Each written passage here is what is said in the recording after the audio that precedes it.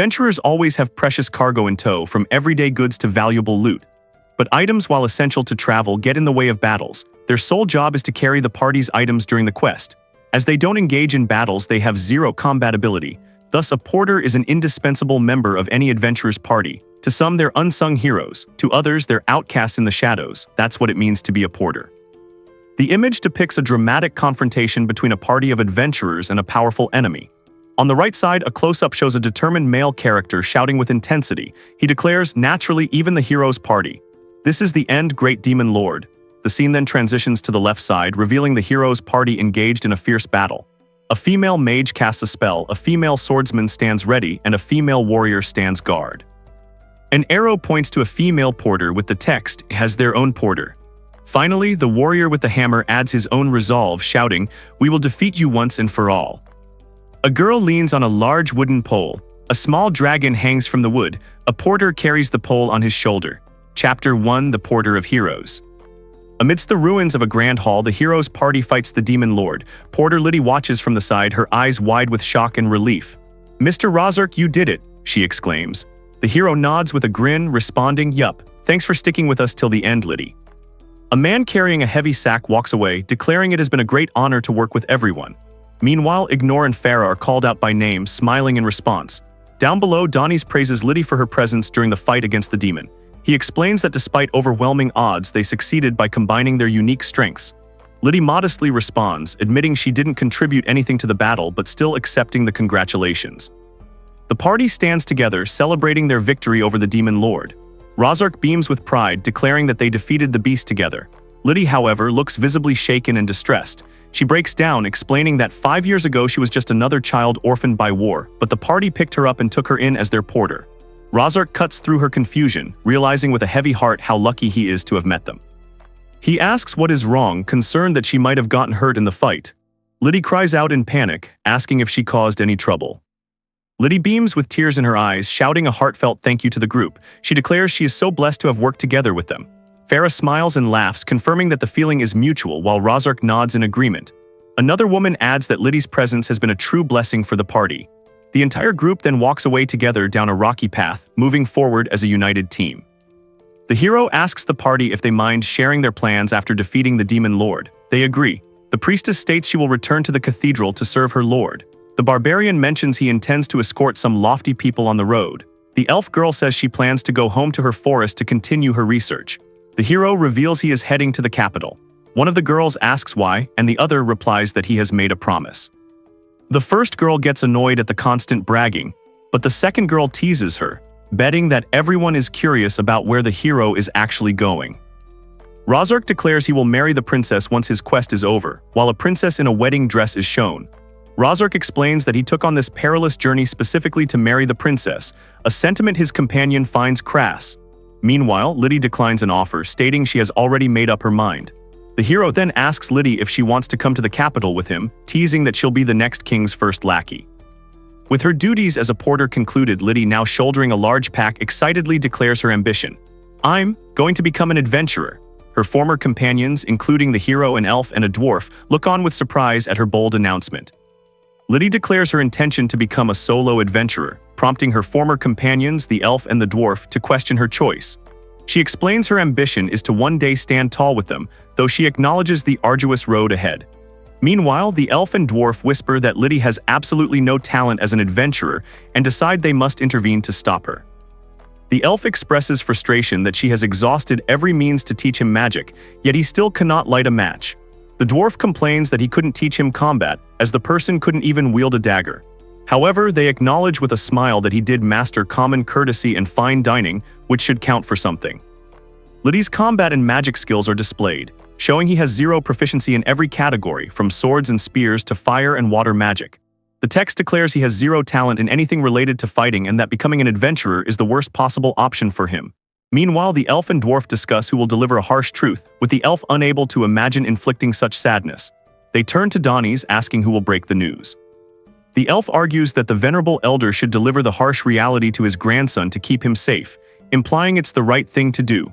However, another character objects, stating Donnie's shouldn't be asked to break his grandson's heart, but the elf insists Donnie's is the best for the role.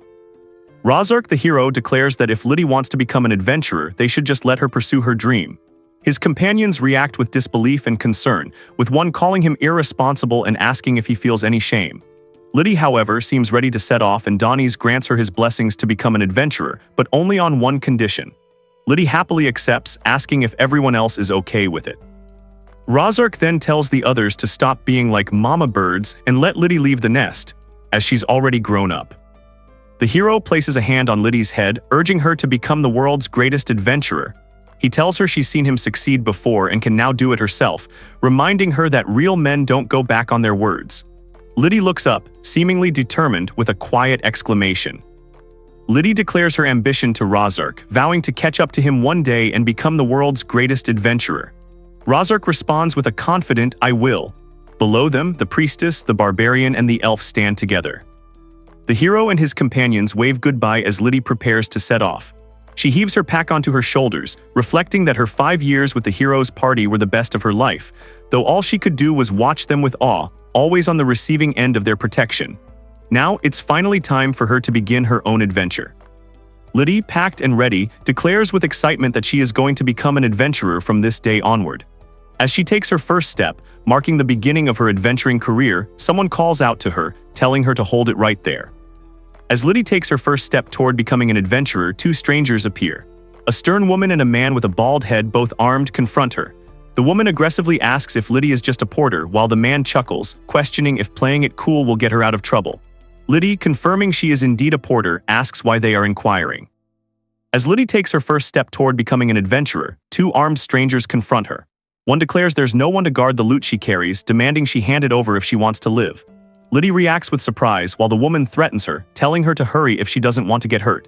Two other figures in the background seem to recognize the situation, one exclaiming that the attacker's words make them sound a certain way. Liddy gleefully declares that the strangers are indeed bandits. She reflects that this encounter truly makes her realize she has embarked on her own adventure. Meanwhile, the two armed strangers, who are bandits, question what the girl is up to. They then discuss how their own party became so famous that people stopped bothering them. The stern woman, one of the bandits, snaps her fingers in anger. She lunges forward, shouting to take Liddy down. The woman then confronts Liddy directly, warning that her youth will not protect her from their attack. The elf woman expresses her worry that Liddy might not be okay, given his complete lack of combat or magic ability, fearing what might happen if dangerous people notice him. The dwarf Donnies states that Liddy is simply a porter. Meanwhile, two figures walk away, one telling the other to stop being a worrywart, who retorts, "How could I?" In the background, the man who appears to be the hero laughs, remarking that Donnies and the elf seem to have become detached from the real world during their quest. The hero assures his companions that Liddy will be fine, though one questions his confidence. Meanwhile, a bandit woman attacks, and the hero observes Liddy, noting her lack of fighting ability, while another companion remarks that she's only a porter. As Liddy moves with a swift SARS, a voice declares that the attackers are forgetting she is a porter of heroes. One of the bandits reacts with shock, exclaiming, "What?" A party member recalls that the porter's #1 job is to prevent the party's items from getting damaged during a fight, a task Liddy performed perfectly throughout their journey. He reminds them they were up against the demon lord and his whole army, and there was even a time they fought a dragon that leveled the entire surroundings with its breath, with tens of thousands of arrows raining down. Though Liddy didn't take an active role in the fights, he was never safe from collateral damage, yet he managed to keep all their equipment safe throughout those battles. The bandits press their attack, but Liddy dodges their blows with surprising speed. Frustrated, one of the attackers exclaims that they haven't managed to land a single hit on her. Liddy, overwhelmed by the situation, asks if they can stop as she needs to go. Her auxiliary skill, evasion level 79, is displayed. The bandits press their attack, one taunting Liddy, but she continues to evade them with incredible speed. A third voice interjects, telling the bandits that robbery is a crime and they should stop. Meanwhile, some of Liddy's companions discuss her potential weaknesses. One expresses concern that Liddy might eventually be unable to dodge an attack if she makes a mistake, while another acknowledges that everyone makes errors. Liddy endures a powerful blow, using her own body as a shield thanks to her auxiliary skill, Endurance LV 85.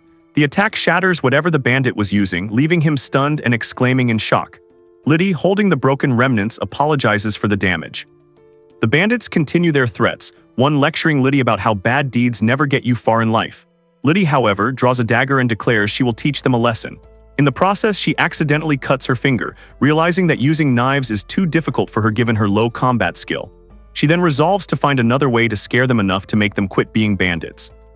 The dwarf warrior wonders what happens if an opponent must be defeated, but the younger man dismisses this as the last thing they need to worry about. The dwarf then muses that one cannot always remain on the defensive. The elf woman asks who is able to shoulder the weight of boulders and entire dragons. The others explain that porters' jobs include carrying back loot from defeated magic golems and slain dragons, and that they always endeavor to carry back most of the valuable parts. The hero addresses Liddy, remarking that for all anyone knows, he might already be the #1 weightlifter in the world. The bald man and the woman react with surprise. The characters on the left cry out in disbelief, "What the hell are you?" as a colossal boulder is moved with immense force. A deafening scream echoes through the air, accompanying the sight of the massive rock being shifted, revealing Liddy's support skill, Backpacker level 99. Liddy, her immense strength now on full display, declares that she was the porter for the hero's party. The bandits, witnessing this power, are overcome with terror and beg for their lives, screaming in fear. Liddy demands that the bandits swear to stop robbing innocent travelers, then sends them flying with a mighty whoosh. Her companions remark that while Liddy didn't play an active role in battles against the Demon Lord's army, he is plenty strong in his own right. A man reflects that just as the hero made him the greatest adventurer, being the hero's porter made Liddy the strongest porter in the world. He then declares that from now on, it is someone else's turn to go on an adventure, and he is excited to see them through it. Liddy, standing with a massive pack, looks forward to this new journey. The scene shifts to the provincial city of Thikar, within the kingdom of Casimir. This city is one of many human settlements bordering the Demon Lord's castle, serving as the first line of defense against demonic invasion. For 10 years, it has stood strong as a stronghold, never allowing any demons to cross its borders. Chapter 2 begins, titled The Porter-Turned-Adventurer. A young adventurer holding a scroll looks forward, while a taller blonde figure with a maid-like headdress gazes on with a shy blush. The young girl gasps in wonder, a wide smile on her face. "Wow," she breathes, looking around the city. "It's like everyone's having a citywide party." The streets are alive with activity and decorated with festive banners and flowers. The news of the hero party's victory against the Demon Lord has reached the ears of the people in this frontier. Messengers, aided by Miss Farah's magic, spread word of their triumph throughout the land, and the news spreads like wildfire. Meanwhile, children play in the streets, with one boy exclaiming he wants to play the hero, and a girl declaring she is the hero, hinting that this victory might finally usher in an age of true peace. The young woman smiles, reflecting that the hero's party truly succeeded in bringing peace to everyone. Meanwhile, a young man tells a girl that she will become the world's greatest adventurer. As the hero's party walks towards a town, the young woman wonders if she will ever have any hope of matching them. She then steels herself, declaring it is time for her to take her first step, and that this town will be where she begins. The young adventurer arrives at the Thikar Adventurers Guild, declaring, "I begin my journey as an adventurer." However, their registration is refused, causing them to exclaim in shock, "What? But why? You can't accept my registration." The guild staff member, holding a document, asks with exasperation, "Did you really have to ask?" The man watches the young girl, noting that she missed all her archery targets, her combat skill with a bow being level 0. She then tries her hand with a sword, also at level 0, while a guild staff member looks on with a document. When she attempts to use magic, her fire skill is also level 0, causing her to exclaim in shock. The guild staff member informs her that she failed all 3 basic exams, warning that an adventurer's life is dangerous and she'll die if she goes out like that. The young adventurer proudly presents a recommendation, but the guild official seems skeptical. His skepticism turns to shock as he recognizes the signatures on the document. Sir Razark the hero, along with his companions, ignore the wizard, Donnies the warrior, and Farah the priest. When the adventurer denies forging the document, the official is left utterly bewildered, questioning their true identity. The young adventurer presents their recommendation to the guild master, Zornius, insisting that the situation is not what it seems. Zornius, after being warned not to jump to conclusions, tells the adventurer to let him see it. He then asks if they have heard what the hero said to him when the hero visited this city once before. The guild master Zornius explains that the Adventurers Guild exists solely to eliminate the Demon Lord threat, and it is their duty to provide any aid they can. He then asks the young adventurer if they recall what the hero once told him. Another guild member, looking thoughtful, questions the adventurer's sole reason for being there, finding it hard to believe.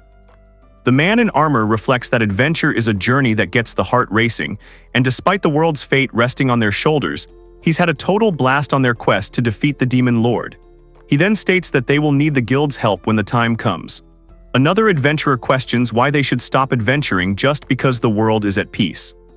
Sir Razark declares that after they defeat the Demon Lord and bring peace, he wants the guild to raise true adventurers. Meanwhile, a woman in formal attire notes that it has only been days since the Demon Lord's subjugation, and it's too soon to be sure the world is free of threats.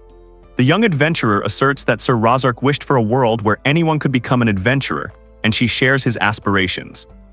The guild master addresses Liddy, informing her that her adventurer registration will be personally approved by him. He tells her she will begin from the lowest rank, F, and expects her not to disappoint him. Liddy, with a bright smile, thanks the guild master and promises to do her very best. The young adventurer Liddy is filled with joy as she turns, her registration as an adventurer apparently approved. Meanwhile, a stern-faced woman questions the guild master, asking if he's truly fine with letting Liddy throw her life away. As the guild master turns to leave, a man in a coat calls out to him, warning that Liddy is no mere child. The stern-faced woman, however, dismisses the idea that Liddy will achieve great things, though she also notes that the boy involved is no ordinary child.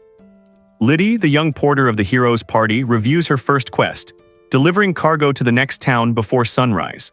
She thinks it feels no different from her old job and will be a piece of cake, but then resolves that she absolutely cannot mess up this important first step as an adventurer. Liddy steels herself, determined to deliver the box safely or she'll never become a real adventurer. She then prepares the cargo, loading it into a chest. With a mighty heave-ho, she lifts the heavy load, immediately crying out, "Ouch," from the strain. A character exclaims in shock, realizing their cargo is actually a girl. The implied creature being carried then speaks, asking not to be minded and stating it is merely an object to be delivered. The shocked observer points out that the object just spoke. A guild member stops the young adventurer, accusing her of trying to smuggle herself out of town by posting a delivery request and refusing to believe her. She is told to go back and file an appropriate quest, as the guild has different procedures for escort and delivery quests. Meanwhile, the adventurer reflects that she used to fight against hordes of dragons, so she is accustomed to it, though dragons are rare these days.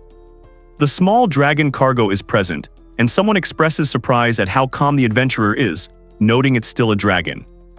A young girl with blonde hair dressed formally asks for a big favor to be delivered to her destination. She then requests to make a direct request of the person she is speaking to, pleading for their help. Meanwhile, a boy inside a crate expresses concern that this is against the rules. Later, as someone pushes a large crate, they greet another person with "Sup, kiddo," who responds with surprise. A man observes that someone is carrying a small dragon. Meanwhile, a group of men led by a muscular figure are searching for a young girl. One of the men tells his companion to let him handle the talking. They confront someone demanding to know why they care and to answer their questions. Another person asks if the girl they are looking for is related to the person being questioned and what their plans are for her. The men state their objective is to see her returned safely, and the muscular man reveals that the girl is a noble. The muscular man insists, "I'll ask you nicely one more time." The young woman, looking worried, then asks if he has seen a girl with a pet dragon around. Meanwhile, a young man with a sword wonders how he decides if someone is worthy of his help before remarking, "Did you really need to ask?" Razark declares that a true adventurer always allies himself with fair maidens, prompting an elf woman to scold him for teaching Liddy bad things as a joke. Meanwhile, a young girl looks surprised and states she never saw her. Liddy prepares to depart with her cargo, as a man apologizes for not being able to help and says he needs to go. A muscular man simply acknowledges this with "that so." A man with a stern expression questions Liddy about the cargo she's delivering. She explains it's for a quest and she won't sell it. The man then offers to buy it off her, but she refuses again. He demands she hand over the box, threatening her with a world of hurt.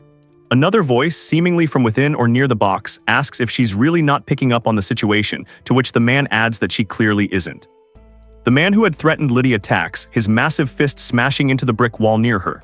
Amidst the chaos, Liddy asks if someone is okay, but one of the attackers screams in agony as his arm is broken. The leader of the attackers, enraged, orders his men to "Kill him, boys." The attackers charge, one smashing into a wall while others draw weapons.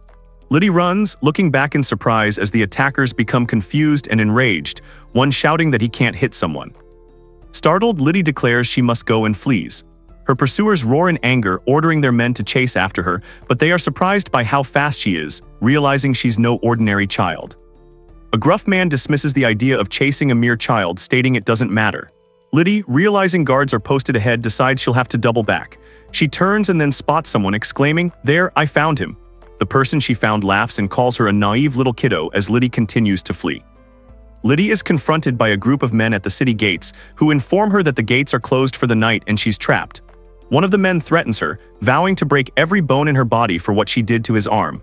Liddy considers her options, realizing she cannot return to the guild without exceeding her quest's time limit. Liddy finds herself trapped near the city gates, looking up at the imposing wall under the moonlight. Outside, a fist pounds on a wooden surface. A young girl who seems to be the noble Liddy was tasked with delivering speaks to Liddy. She tells Liddy to keep her head down and her mouth shut for a while. Then, with a determined resolve, she states that Liddy may surrender her to their pursuers, insisting that she cannot let any more danger befall Liddy. The noble girl reassures Liddy, promising she will not let their pursuers take her. Liddy, embracing her role, declares the noble girl her precious cargo and that keeping entrusted items safe is her sole purpose. With a determined cry, Liddy takes action, lifting her cargo, but her pursuers are closing in, shouting that she is dead meat. Liddy shouts and uses her auxiliary skill, Throw LV-66, to fling a crate through the air. A shocked face cries out, "What?" Meanwhile, observers on a wall are astonished by the distance, questioning what the stupid brat is doing and if she intends to take the girl down with the thrown cargo. Liddy activates her auxiliary skill, Sprint LV-72, moving with astonishing speed. Her pursuers on the wall cry out in disbelief, "What? And how's he so quick?" As one mutters, "He can't be thinking about." Guards stand before the city gates. Above, two guards look up at the moon, one questioning what a flying object is, identifying it as a crate as it passes with a whoosh. Suddenly, a massive explosion of debris erupts from a structure. Liddy flees the scene while guards react in shock to the impact. Liddy, carrying the noble girl, leaps through the night sky under a large moon. On the ground, guards react with confusion and alarm to a recent explosion. Meanwhile, the noble girl is being carried by a small winged creature, while Liddy races towards them, shouting that she's got them. The noble girl asks if Liddy is okay, and Liddy reassures her she's just startled. The noble girl then urges Liddy to hurry, as their pursuers are closing in. Liddy, carrying the noble girl in a crate, apologizes for the dangerous situation she's put them in, but keeps running. The noble girl reassures Liddy, telling her not to feel sorry and that her job is to deliver her safely, so Liddy should just sit tight. Liddy confirms that their next stop will be their first checkpoint, and the noble girl asks if they are heading to the next town. They discuss their route, mentioning Eltonia and Hansville, and state their next destination is Myrak, from where they will travel further south. The noble girl, Liddy, asks the young noble she is carrying to take her to the kingdom of Fenalicia, with a small winged creature also mentioning the kingdom. The young noble is surprised by this request, exclaiming Fenalicia, and stating that Liddy is their only hope. The noble expresses her urgent need to return to Fenalicia, pleading for help as she has no one else to rely on. Liddy asks what's driving this urgency, and the noble promises ample compensation for the task. The noble then reveals her identity. She is the princess of Fenalicia. Liddy is taken aback, exclaiming surprise, but then understands, saying it makes sense. A map shows Fenalicia is located at the southernmost end of the continent, the furthest kingdom from the border, and an unseen person notes that the trip will be difficult, and they want to hear the princess's reasons first. The young woman declares her name is Veronica Fenalicia. Then, the first princess of the kingdom of Fenalicia reveals herself, confirming her identity to Liddy. This page contains no discernible content to summarize. Liddy suggests they make camp and rest for the day, confident that they are far enough from their pursuers to be safe. Veronica, looking worried, apologizes for putting Liddy in danger for her sake. Liddy reassures her, declaring that she is only doing her duty as an adventurer. A dragon lectures someone, telling them to act more like royalty and talk with confidence, stating that character is a royal's strongest weapon. The young girl Veronica recognizes the creature as a Lexadragon and asks if it knew about them. The dragon, surprised she's surprised, asks if it's her first time hearing a dragon speak and offers to teach her about legendary dragons. Chapter 3, titled The Princess and the Porter, features Princess Veronica and the adventurer Liddy standing together, with a small horned creature between them.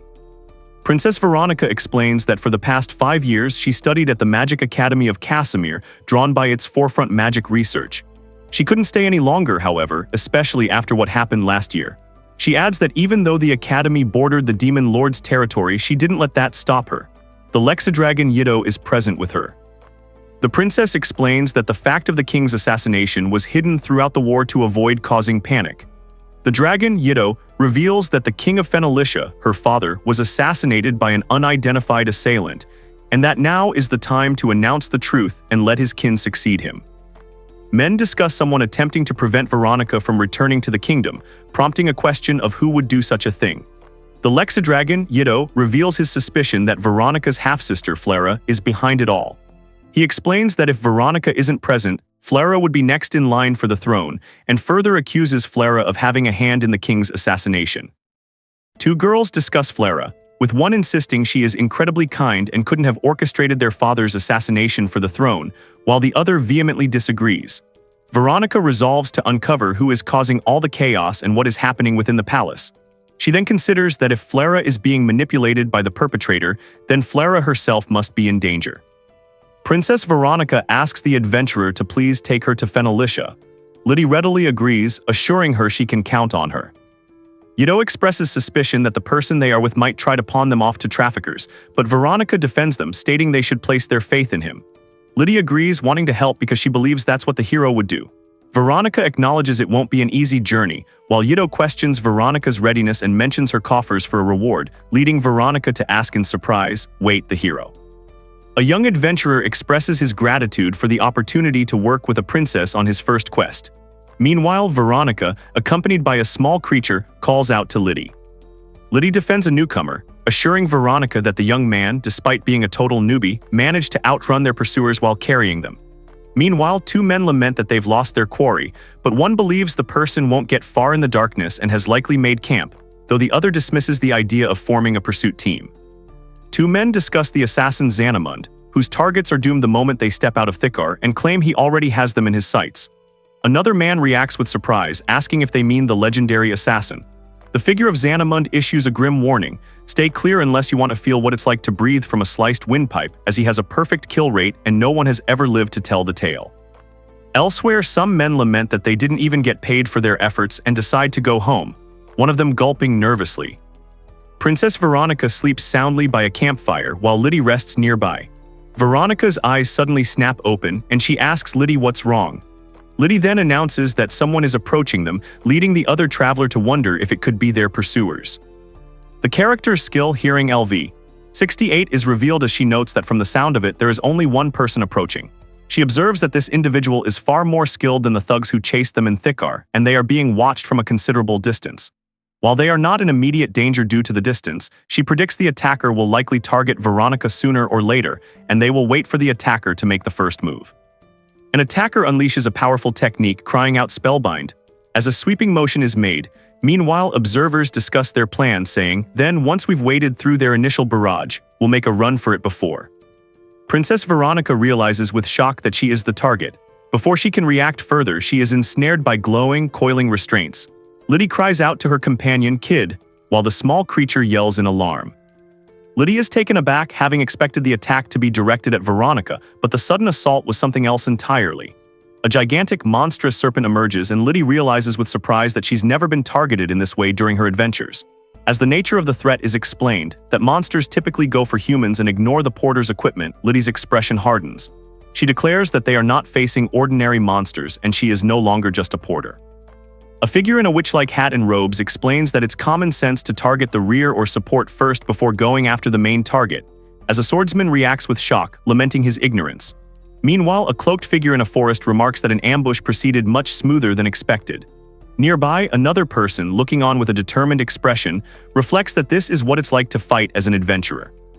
The noble assassin Xanamund appears, musing that his instincts warned him his target would be capable, but he was mistaken, and his instincts aren't what they used to be.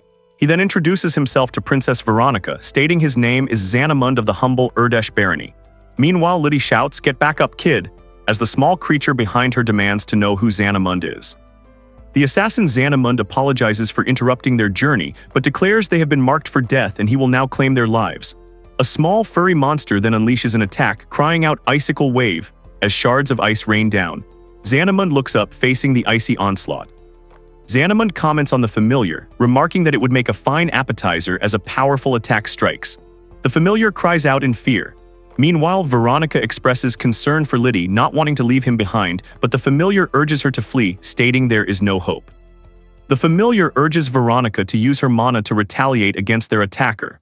Veronica, however, is distressed and feels she cannot act, fearing that doing so would endanger Liddy as well. The familiar, tied to a tree, urges Veronica not to worry about it and to act, stating they will all die if nothing is done. Veronica, distressed, cries out that they are all going to die anyway if no one acts. Liddy watches with concern. The familiar then cries out "Ah!" and resigns itself with "Fine," as a dark figure moves swiftly. Veronica unleashes a powerful spell, declaring, "Don't say I didn't warn you." The blast erupts, catching the cloaked attacker in a magical trap and surprising the familiar. Princess Veronica unleashes all her mana, creating a tempest of pure destruction that tears through the surroundings. An observer watches, questioning if it's a wind spell, but then realizes with alarm that Veronica is letting her mana run amok.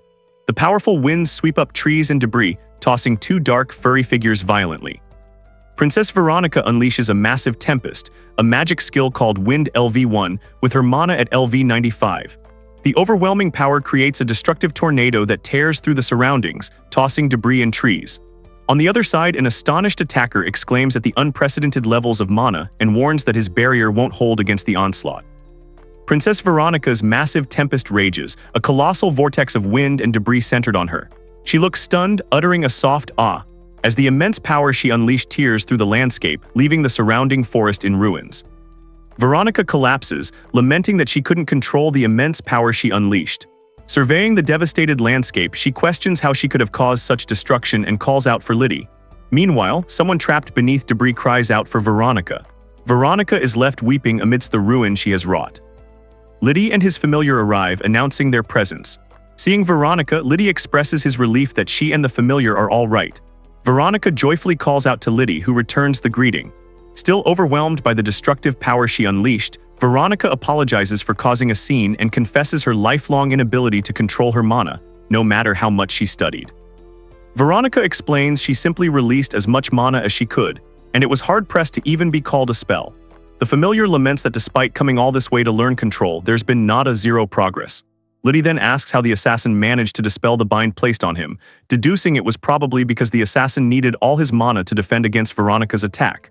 Veronica asks Liddy how he managed to take cover, and he replies that it's simpler than she thinks. Liddy explained that before the cyclone hit, he first went to grab Yido and then took cover under some tree roots. Veronica listened, looking surprised. The familiar expresses relief that they weren't shredded during Veronica's massive spell, remarking that Liddy's swift actions were quite a feat, noting that such decisive responses aren't made without experience. Meanwhile, Veronica finds Liddy's calm demeanor strange, as if he's accustomed to such events, but reassures the familiar that she knew she could count on him. She then questions Liddy, recalling he said he was new. When asked what he did before becoming an adventurer, Liddy replies that he was a porter, a revelation that surprises Veronica. Veronica laughs, then reveals that she too was a porter for Mr. Rozark's party, the hero's party. The familiar reacts with shock, exclaiming, "Seriously?" There is no content on this page to summarize. Amidst the devastation, a man laughs maniacally, marveling at the outrageous power Veronica unleashed. He expresses disbelief that she managed to escape him. Turning his attention toward her, he declares, "Ah, Princess Veronica, I must have you." With the skies as his witness, he swears to claim her life for himself. A colossal serpentine dragon coils in the sky above, its immense form filling the scene. Liddy looks up with alarm, while Princess Veronica recoils in fear, shielding herself. A small, familiar creature also gazes upward at the imposing beast. Veronica points out Dawn River, and her familiar recognizes it as the place with the indestructible bridge. The familiar then recalls that the bridge was built decades ago by skilled artisans at the behest of a past king, a feat many believed impossible. Liddy points out the Great Dawn Bridge, a structure built over decades of hard work. The familiar laments that it's so much for being indestructible, as the bridge stands in a ruined state and Veronica looks on. The group realizes the bridge is destroyed and they will have to swim across. One of them jokes that Liddy will have to carry Veronica if it comes to that. Veronica spots a group of people on a distant cliff and wonders if they are trying to tell them something. The familiar laments that the supposedly indestructible bridge has been ruined. The people on the cliff shout, "Hey you," and the girl, using her hearing skill, wonders if they are from a nearby village. A colossal serpentine dragon bursts from the water, churning up massive waves. Veronica, seeing the sudden danger, urgently shouts for someone to get away. The colossal dragon continues to rise from the water, its jaws snapping open. Liddy and a small companion stare up in alarm, while Veronica, peeking out, whispers in shock, "It's..." The colossal serpent is revealed to be a sea serpent, and it is immense even by sea serpent standards. As the creature demands surrender, Veronica realizes it communicated telepathically, astonishing her companion. Someone suspects this sea serpent is the one responsible for destroying the bridge. The colossal sea serpent demands their surrender and targets their mana. A small companion cries out in alarm, but Veronica realizes with shock that the snake is aiming for her. As the massive creature descends, Lydia and Veronica brace themselves for its attack. The colossal sea serpent continues its descent, its immense form moving with surprising speed. Lydia observes that it's fast for being so big, while Veronica's familiar notes that since it can use telepathy, it should also be able to cast spells. Veronica, bracing herself, cries out that something is coming as the creature's massive body crashes down. The colossal sea serpent unleashes a devastating water spell, Aqua Nova. The immense wave crashes down, tossing the small familiar into the air. A hand reaches out to grab it, but the creature is quickly submerged, sputtering and crying out in alarm. The sea serpent's colossal tail crashes down with immense force, sending debris flying as Lydia braces herself to meet the attack. Veronica and her familiar are seen fleeing a massive wave, and the familiar exclaims in disbelief, wondering what a sea serpent is doing here. Veronica watches with a worried expression. The colossal sea serpent continues its destructive rampage. The familiar cries out in alarm, "Kid," as the creature looms closer. Veronica, seeing the serpent's menacing head, gasps, "No." Lydia is caught beneath the colossal sea serpent, bracing herself as the creature looms over her. Veronica urges Lydia and the familiar to run for their lives. The familiar, in a panic, calls out to Lydia not to be stupid and to hurry, while also expressing disbelief that the serpent's attack has been stopped and questioning the source of its immense strength. Struggling against an immense foe, the protagonist believes they can hold it back somehow, but admits they can't possibly defeat something so large. A familiar calls out to the protagonist, "Kiddo," while another voice calls out, "Lydia." The protagonist reflects that they weren't lying about being a fledgling adventurer, though they have endured many fights as an excellent porter. Meanwhile, a small creature exclaims that it has figured something out, observing that the protagonist has been nothing short of superhuman so far, even if they aren't a fighter. The sea serpent demands to know who dares stand in its way, as the protagonist struggles against its immense form, unable to fight back. Meanwhile, Lydia is called out too, and Veronica urgently tells her to get away from there, pleading for her to run. Someone observes that the magic circles appearing are ancient magic. The colossal sea serpent unleashes its Terra Needle Storm attack, showering the area with sharp projectiles. A figure is seen below, bracing against the onslaught. The colossal sea serpent roars. Veronica and her familiar look on, the familiar asking, "Huh?" while Veronica pauses in thought. Suddenly, Veronica exclaims that she recognizes the spell. Below, Lydia braces herself as the serpent's massive tail moves with a whoosh. The elf woman, holding a staff, curses Razark for his irresponsible remarks. She then realizes with regret that they shouldn't have left someone alone. Characters react with shock, exclaiming "Miss Ignore," and questioning if it could be her. Ignore, revealed to be the hero party's wizard, confronts the colossal sea serpent. Meanwhile, an elf woman watches the scene with a determined expression. The colossal sea serpent roars, its monstrous head lunged forward as Ignore, the hero party's wizard, stands ready to face it. The serpent's massive body thrashes with a mighty shraak, splashing into the water as it gathers its power with a shizzz. Ignore declares that something has escaped. Meanwhile, Lydia joyfully embraces Ignore, expressing how glad she is that Ignore is all right. Ignore in turn greets Lydia warmly, saying it's been a long time. In the background, a small creature observes that the lass is indeed Ignore, confirming that the kiddo being the hero party's porter was no lie. Ignore then questions a young girl sitting on a chair about her presence, explaining she herself had business to attend to in the area. Elsewhere, someone calls out to Veronica, asking if she's listening. A familiar asks if Veronica is there, while Lydia exclaims how cool Ignore is. Someone observes that Ignore casts powerful spells with no incantation and precise control, calling her spellcasting a work of art. An elf woman and Lydia confirm that it is indeed Lady Ignore, the wizard. Meanwhile, a character, likely Veronica, tells Lydia that she has to tell her something. A girl with short brown hair demands honesty, asking about another girl's relationship. The blonde-haired girl she's speaking to is flustered, denying that the other girl could be one of her adventure friends because she's too cute. She then questions if the short-haired girl stole the blonde girl away from home to elope with her. Meanwhile, smaller figures observe that the blonde girl looks like she's from a wealthy family and question why she's being taken. Ignore, furious, blames Razark for her predicament and worries about facing Donnies and Farah. Two small companions note that Ignore's intelligence often leads her to overthink and draw incorrect conclusions, advising patience. Meanwhile, Ignore addresses a young girl, confirming she is a princess of Fenalicia, to which the girl replies that being a princess is the only thing she's good at. Elsewhere, Liddy remarks that someone has taken up yet another troublesome delivery job. Liddy is asked how life as an adventurer has treated her, and she admits it's much tougher than she ever imagined. Meanwhile, two girls are discussing a past encounter. One recalls that a man called himself Xanamund, but the other girl can't remember him, only that they were almost assassinated by someone. The first girl then realizes they might be talking about the noble assassin Xanamund. The character is horrified, fearing Liddy is doomed if he crosses paths with a certain man again, especially since that man has no combat skills. She believes even she would struggle to face him alone and concludes that Liddy is in danger of getting himself killed. With no other choice, she decides she must accompany him. Elsewhere, someone asks another character if they were already attacked and how they are still here, to which the latter replies, "I'm glad you asked." Liddy excitedly thanks Veronica, crediting her super spell for saving the day. Ignore, flustered, asks what Liddy is saying and tells her to stop, worried about embarrassing herself in front of Lady Ignore. Meanwhile, another character asks Ignore if she studied at Thikar, to which Ignore replies that she doubts the instructors there are anything but the best. Ignore then explains that it's probably because she has no talent in magic, admitting it wasn't really a spell, but rather her mana running out of control, and apologizes. The elf woman Ignore asks someone to hold her hand for a moment. Meanwhile, a young girl looks on with surprise. Then, Ignore and another woman grasp hands as a surge of energy erupts around them, leaving the second woman bewildered. Ignore contemplates with an ellipsis, prompting a shocked exclamation from a young girl. Ignore then declares, "I knew it," before telling a blushing girl that it's no wonder her instructors couldn't teach her a thing. Finally, Ignore addresses two individuals, stating she has something to say to them, and one of them asks what it is. Ignore addresses Veronica, noting her abundance of mana but inability to control her magic. She then turns to Liddy, acknowledging her skill as a porter but pointing out her lack of means to fight enemies. A small creature asks about itself, while a comment is made that an encounter with Xanamund nearly thwarted their plans. The speaker expresses doubt that they can go much farther with such a hopeless party composition.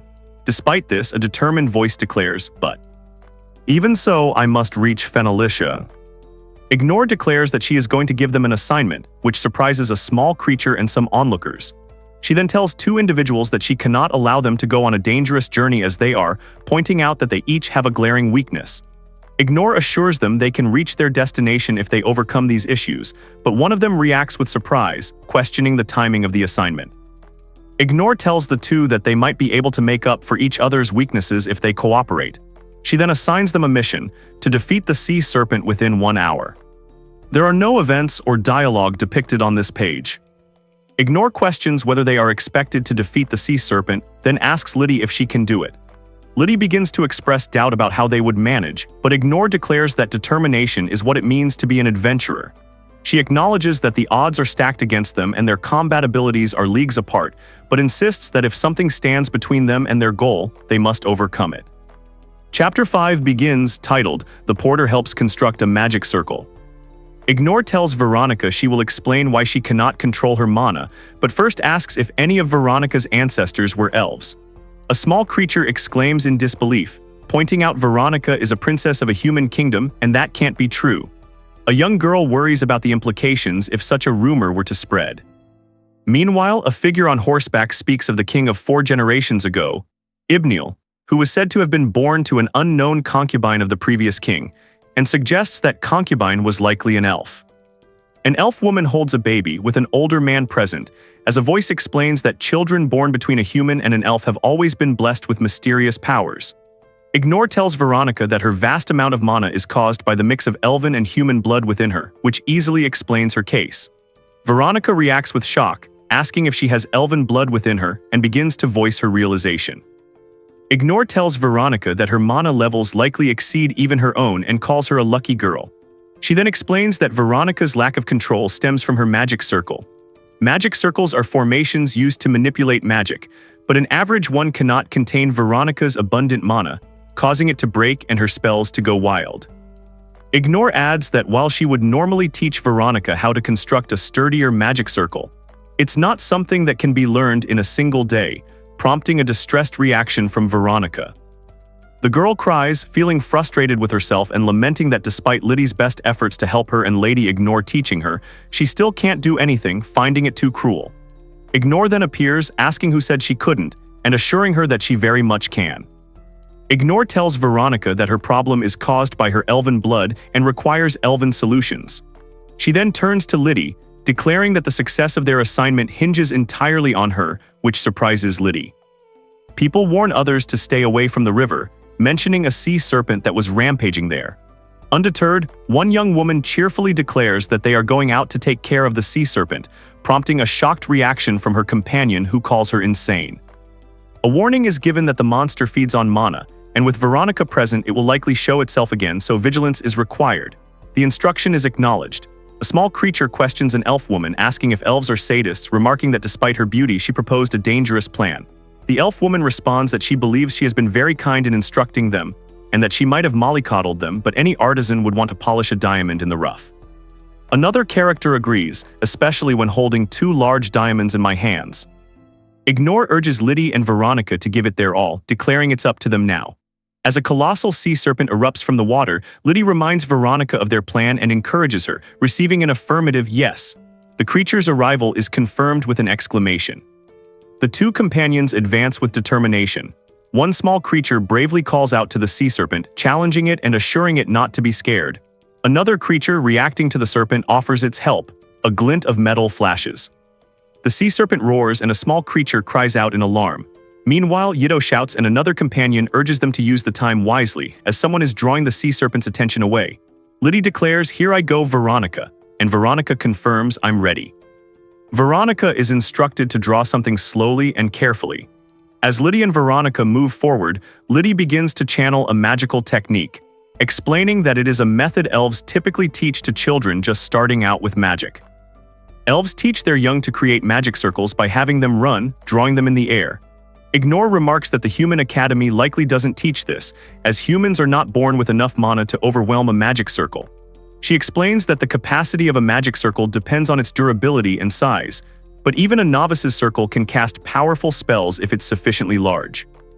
Ignore explains that Veronica's magic circle needs to be made unbelievably big to withstand her immense mana. As Veronica prepares to channel her power, a small creature cries out in alarm, realizing they've been discovered, and the sea serpent lets out a mighty roar. Veronica and Liddy advance through a turbulent, icy environment as they work to create a magic formation. Ignore encourages Liddy to keep going, while instructing Veronica to maintain her focus and not break the line she is drawing, explaining that an arc is sufficient for the magic formation. Veronica responds with a determined right. Liddy carries Veronica at high speed through the turbulent, icy waters, creating a powerful surge. An elf woman, Ignore, speaks, calling someone a total rascal and a crass bastard for not knowing when to keep jokes to herself. Another voice addresses Razark, calling them an insufferable moron. Later, Ignore smiles and tells someone that the one good thing about them is that they never lie. Liddy, carrying Veronica at high speed, asks if she's alright and if she's swaying too much. Veronica assures her she's fine. Encouragement rings out for Veronica to do her best and show the results of her hard work as they surge through a turbulent, icy landscape. A woman reflects on how long she has spent aspiring to be an adventurer, noting that Veronica has spent the past 5 years studying magic. Meanwhile, Veronica is told that if anyone can succeed, it is her, and that the speaker believes in her. With a determined cry of "I will," Veronica prepares herself as the colossal sea serpent roars, its massive jaws opening in a fearsome display. The colossal sea serpent lunges, its jaws opening wide as Liddy and Veronica are caught in its trap. A voice cries out that they can't just run past its jaws. But Veronica, with Liddy supporting her, declares they won't be caught that easily and warns not to underestimate them, activating her auxiliary skill, Power Jump LV 96. Liddy carries Veronica at high speed as Veronica channels her magic, straining to make a connection. A small creature next to them cries out, "Please, please connect," while another companion watches, hoping she can make it. The sea serpent lunges with a mighty VOOM, but Veronica, propelled by her power jump skill, streaks through the air. A small creature watches in astonishment, exclaiming, "SHE did it." The colossal sea serpent looms over a glowing magic circle where Veronica and Liddy stand. Someone calls out to Veronica, telling her it's up to her to finish the job and wishing her good luck. Another character congratulates Veronica for completing her first normal spell, remarking that fancy chants aren't necessary for her first time. Veronica gratefully replies, "Thank you." Veronica is reminded to start with the basics. She then calls out to the spirits of ice, pleading for them to manifest their chilling embrace and freeze all in her path. As she casts, the colossal sea serpent lets out a mighty roar, its jaws snapping open. The colossal sea serpent unleashes its own devastating water magic, a spell called Aqua Nova, as Veronica counters with her ice magic. Liddy and a small companion watch in alarm, realizing the serpent is casting a spell of its own. Veronica's magic skill Ice LV 1 clashes against the serpent's powerful magic skill Water LV 49. The colossal sea serpent lets out a furious roar, its jaws opening wide. As it unleashes a devastating torrent of water magic, Veronica braces herself.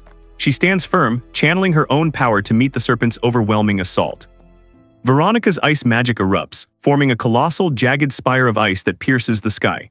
A sharp sound, KPRRK, rings out as the ice clashes against the serpent's overwhelming water assault. The colossal ice spire Veronica conjured shatters under the overwhelming force of the sea serpent's attack, with the sound of impact and falling ice. Behind them, Liddy cries out in shock, "We!" as an explosion rocks the area, leaving Veronica speechless. Liddy, jumping with joy, declares that they have done it, with Veronica smiling beside her. Liddy, beaming, carries a small creature on her shoulder as they celebrate their victory. The creature exclaims that Veronica and Liddy actually managed to take down the giant snake. Liddy humbly replies that she doesn't think she did much, only running all over the place, but the creature insists they succeeded because they tried. Meanwhile, other allies observe that it would normally be impossible to prepare such a gigantic magic circle while under attack, and that Liddy's excellent legwork made their success possible, telling her not to underestimate herself. An elf woman declared that Veronica and Liddy had passed, praising them for wonderfully using their unique strengths to fix each other's weaknesses. Elsewhere, onlookers marveled that the sea serpent terrorizing the area had not only been defeated, but had also been turned into a makeshift bridge. The villagers cheer, with one man thanking the adventurers for their help. Meanwhile, Veronica, touched by the gratitude, hides her face and giggles sheepishly. Liddy tells someone named Yido to stop teasing her, while another woman asks Veronica why she's crying. An elf woman admits that Razark was right, noting that Liddy is a natural and that someone's positivity brings hope to the people. Meanwhile, a small creature and the girl Veronica look on as another girl. Liddy smiles, saying, "He will no doubt." Veronica encourages the creature to grow up to become a great adventurer. Veronica declines an invitation to accompany Miss Ignore and her companions, stating she has a chore to attend to first. Meanwhile, Liddy expresses her heartfelt gratitude to Veronica, calling her Lady Ignore for her superb instruction which allowed her to cast her very first spell, an experience she will treasure. Veronica humbly replies that she only taught her the basics. Veronica then wishes Liddy and Yido good luck. Miss Ignore encourages Liddy to be confident in her steps, assuring her that she will be cheering on Liddy's adventure. Liddy enthusiastically agrees. Miss Ignore then reflects that she did the right thing. Meanwhile, Veronica states that they cannot drag Liddy and her companions into something, as they are adventurers of the new age. A character questions the relevance of the great demon lord still being alive. Meanwhile, two young adventurers, one carrying a small creature, walk through a wooded path. They reflect that certain problems are from a bygone age, and it is up to them, the old-school adventurers, to solve them. There are no visible events or text on this page. A grand castle stands against the sky with a crowd assembled before it, their excited clamor audible. A figure in armor addresses the gathered people, announcing, "Ladies and gentlemen, your attention. It is time to give a warm welcome." Princess Flora Fenalicia, the second princess of her kingdom, is presented to a crowd before a grand castle. She is announced as Princess Flora Fenalicia, and then declared as being presented to the acting queen of Fenalicia. Princess Flora Fenalicia declares that today she will welcome her groom and officially take up the post of Queen of Fenalicia. Meanwhile, with the king heavily ill and unable to continue his duties, he has concluded that he must name a successor to his crown. Flora looks out at the assembled crowd, expressing her desire to see a certain wish come true before it is too late, while onlookers murmur in surprise, asking if she is becoming queen and getting married. The crowd cheers, proclaiming their support and calling for the queen's long life.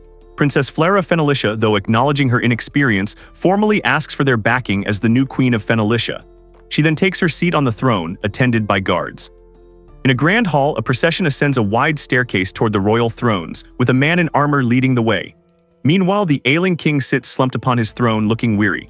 Princess Flora stands nearby, and a man with sunglasses compliments her on her royal address, to which she responds, "Thank you." The figure on the throne declares, "Now, let us begin the conference."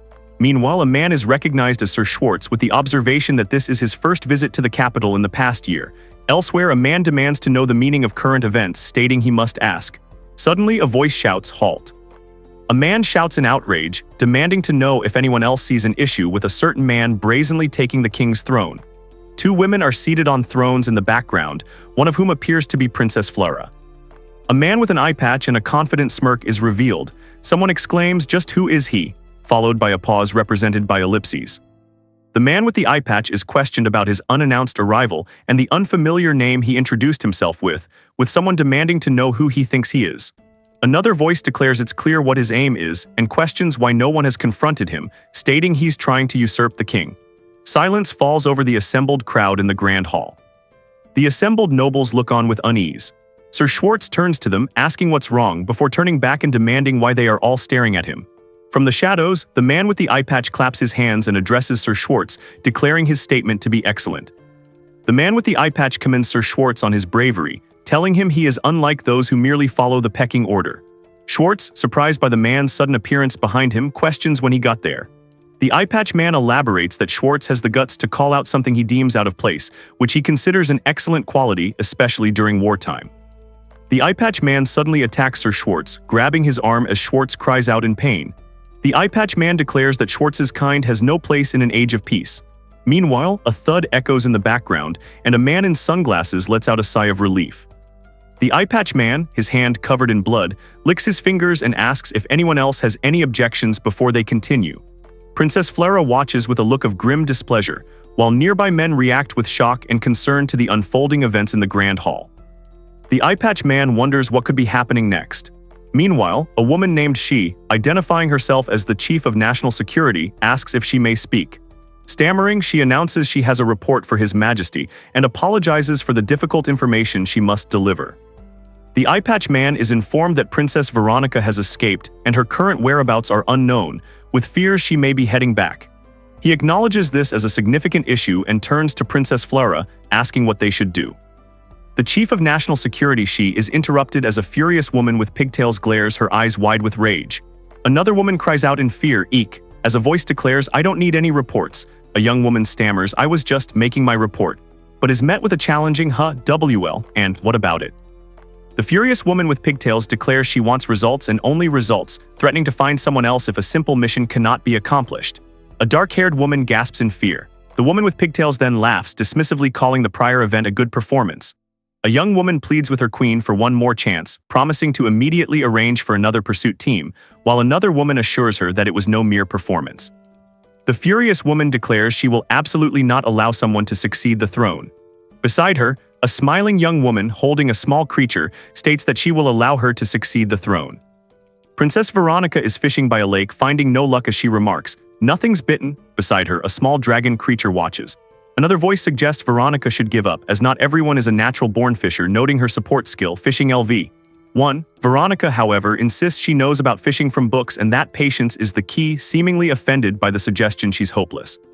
The dragon creature then prompts her to look at the kids' hall, revealing she has caught a small fish. Princess Veronica's fishing skill has risen to LV76 and she proudly declares she reeled in a lot of fish today. Next, with her gathering skill at LV71, she announces she found lots of fruits. Finally, her cooking skill now at LV88, she presents a fish cooked and ready to eat. Princess Veronica proudly presents her finished dish, longtail fish aquapazza with vegetables aplenty, inviting everyone to please dig in. The ingredients are detailed, alongside a vegetable soup. Veronica and her dragon companion react with surprise and alarm to the meal. Princess Veronica is delighted that her companions find her cooking delicious, and when asked how she learned to cook so well, she explains that she was practically the sole cook for the hero's party. She reminisces about the difficulty of catering to everyone's unique tastes and how she used to sneak disliked foods into meals to ensure a balanced diet. This memory brings a laugh as she recalls how they often had to cook with whatever they could find during their travels. Amidst this, someone jokingly asks if she's their nanny. A companion encourages Veronica, telling her she'll get better at fishing if she sticks with it, though a small dragon creature is skeptical. Veronica then reflects on her past, recalling how she used to stay inside the castle all day, loving to read books and study on her own time and also playing pretend mage. Princess Veronica recalls a childhood friend named Flera, who loved exploring the outside world unlike herself. She remembers Flera inviting her to sneak out of the castle, leading to them getting scolded together. Veronica then muses that if Flera were here, she's sure her friend would have become an excellent fisher in no time.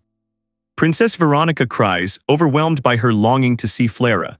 Her dragon companion calls out to her, and a gentle pat on the shoulder offers a moment of comfort. A young woman reassures someone that she promised to take them home and they will see someone soon. Meanwhile, Liddy is addressed by name. Veronica, crying from her longing, apologizes for worrying Liddy and her dragon companion. The dragon offers comfort and reminds her that she has his help too. Princess Veronica, her dragon companion beside her, declares with newfound resolve that no matter what stands in their way, she has decided.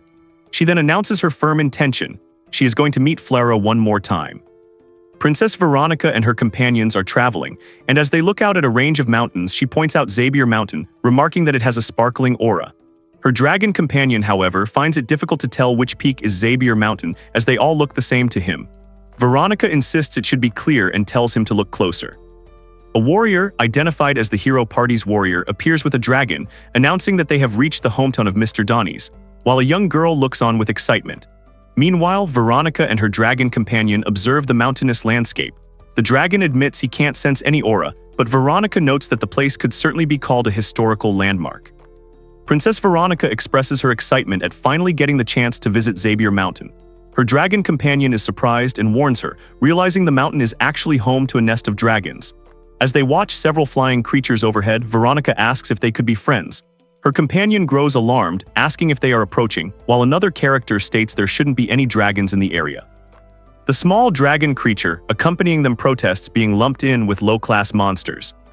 The small dragon companion identifies the approaching creatures as wingdrakes, explaining they are unintelligent and hunt in packs. As a large horde of these wingdrakes descends, appearing to be on a hunt, Veronica and her companions realize the danger. The small dragon urges them to run, while another companion gasps at their overwhelming numbers. There is no content on this page to summarize. A horde of wingdrakes descends, their approach heralded as a dire warning that they are in deep water. One companion describes their nasty claws and shredding beaks, noting they are most dangerous when hunting in packs, though they cannot use spells. Princess Veronica, however, believes they might listen if Yido, her dragon companion, tries talking to them as a fellow dragon. Yido adamantly refuses, insisting they are not the same. Princess Veronica, her small dragon companion, and a young woman stare ahead with expressions of shock and alarm. The chapter is titled, "The Porter is Attacked." The porter is confronted and urged to carry Veronica away. Veronica and her dragon companion decide they must make a break for it. As they watch the wingdrakes flying towards Xavier Mountain, the dragon companion wonders why they are coming and speculates they just want to drive them out of their territory, though he admits they can't know for sure. A wingdrake flies overhead as the small dragon companion asks if they are under attack by these creatures, while the young woman observes that this is Mr. Donnie's hometown. Suddenly, a wingdrake swoops down aggressively, causing the group to cry out in alarm as the attack begins. The warrior urges them to get away quickly, but Veronica notes that many dwarves live on Xavier Mountain. As the small dragon companion expresses concern, a realization dawns: running in a certain direction would lead the attacking wingdrakes towards others. Suddenly, a wingdrake swoops down in a fierce attack. Princess Veronica resolves that they must stop the wingdrakes where they stand. Her small dragon companion reacts with disbelief, exclaiming that she must be kidding. Meanwhile, a wingdrake lunges forward with a fierce attack, eliciting a sharp reaction from the warrior. A companion asks Veronica if she can cast a spell against the attacking wingdrakes. Another offers to help her create a magic circle, as they have done before. Veronica explains the difficulty. Preparing a large enough magic circle will take time, and there's a chance the wingdrakes could crash into it and cause the spell to fail. As figures battle in the air, a voice calls out, urging Yido to use a spell to blow the attackers away. Princess Veronica, however, questions if she can even do that. Her small dragon companion and another ally react with shock and confusion, demanding to know why she can't. Veronica explains that maintaining a magic circle requires immense concentration. Meanwhile, Yido is shown in action, flying amidst a magical effect, prompting a companion to remark that performing such a feat while on the move is something only true professionals can do.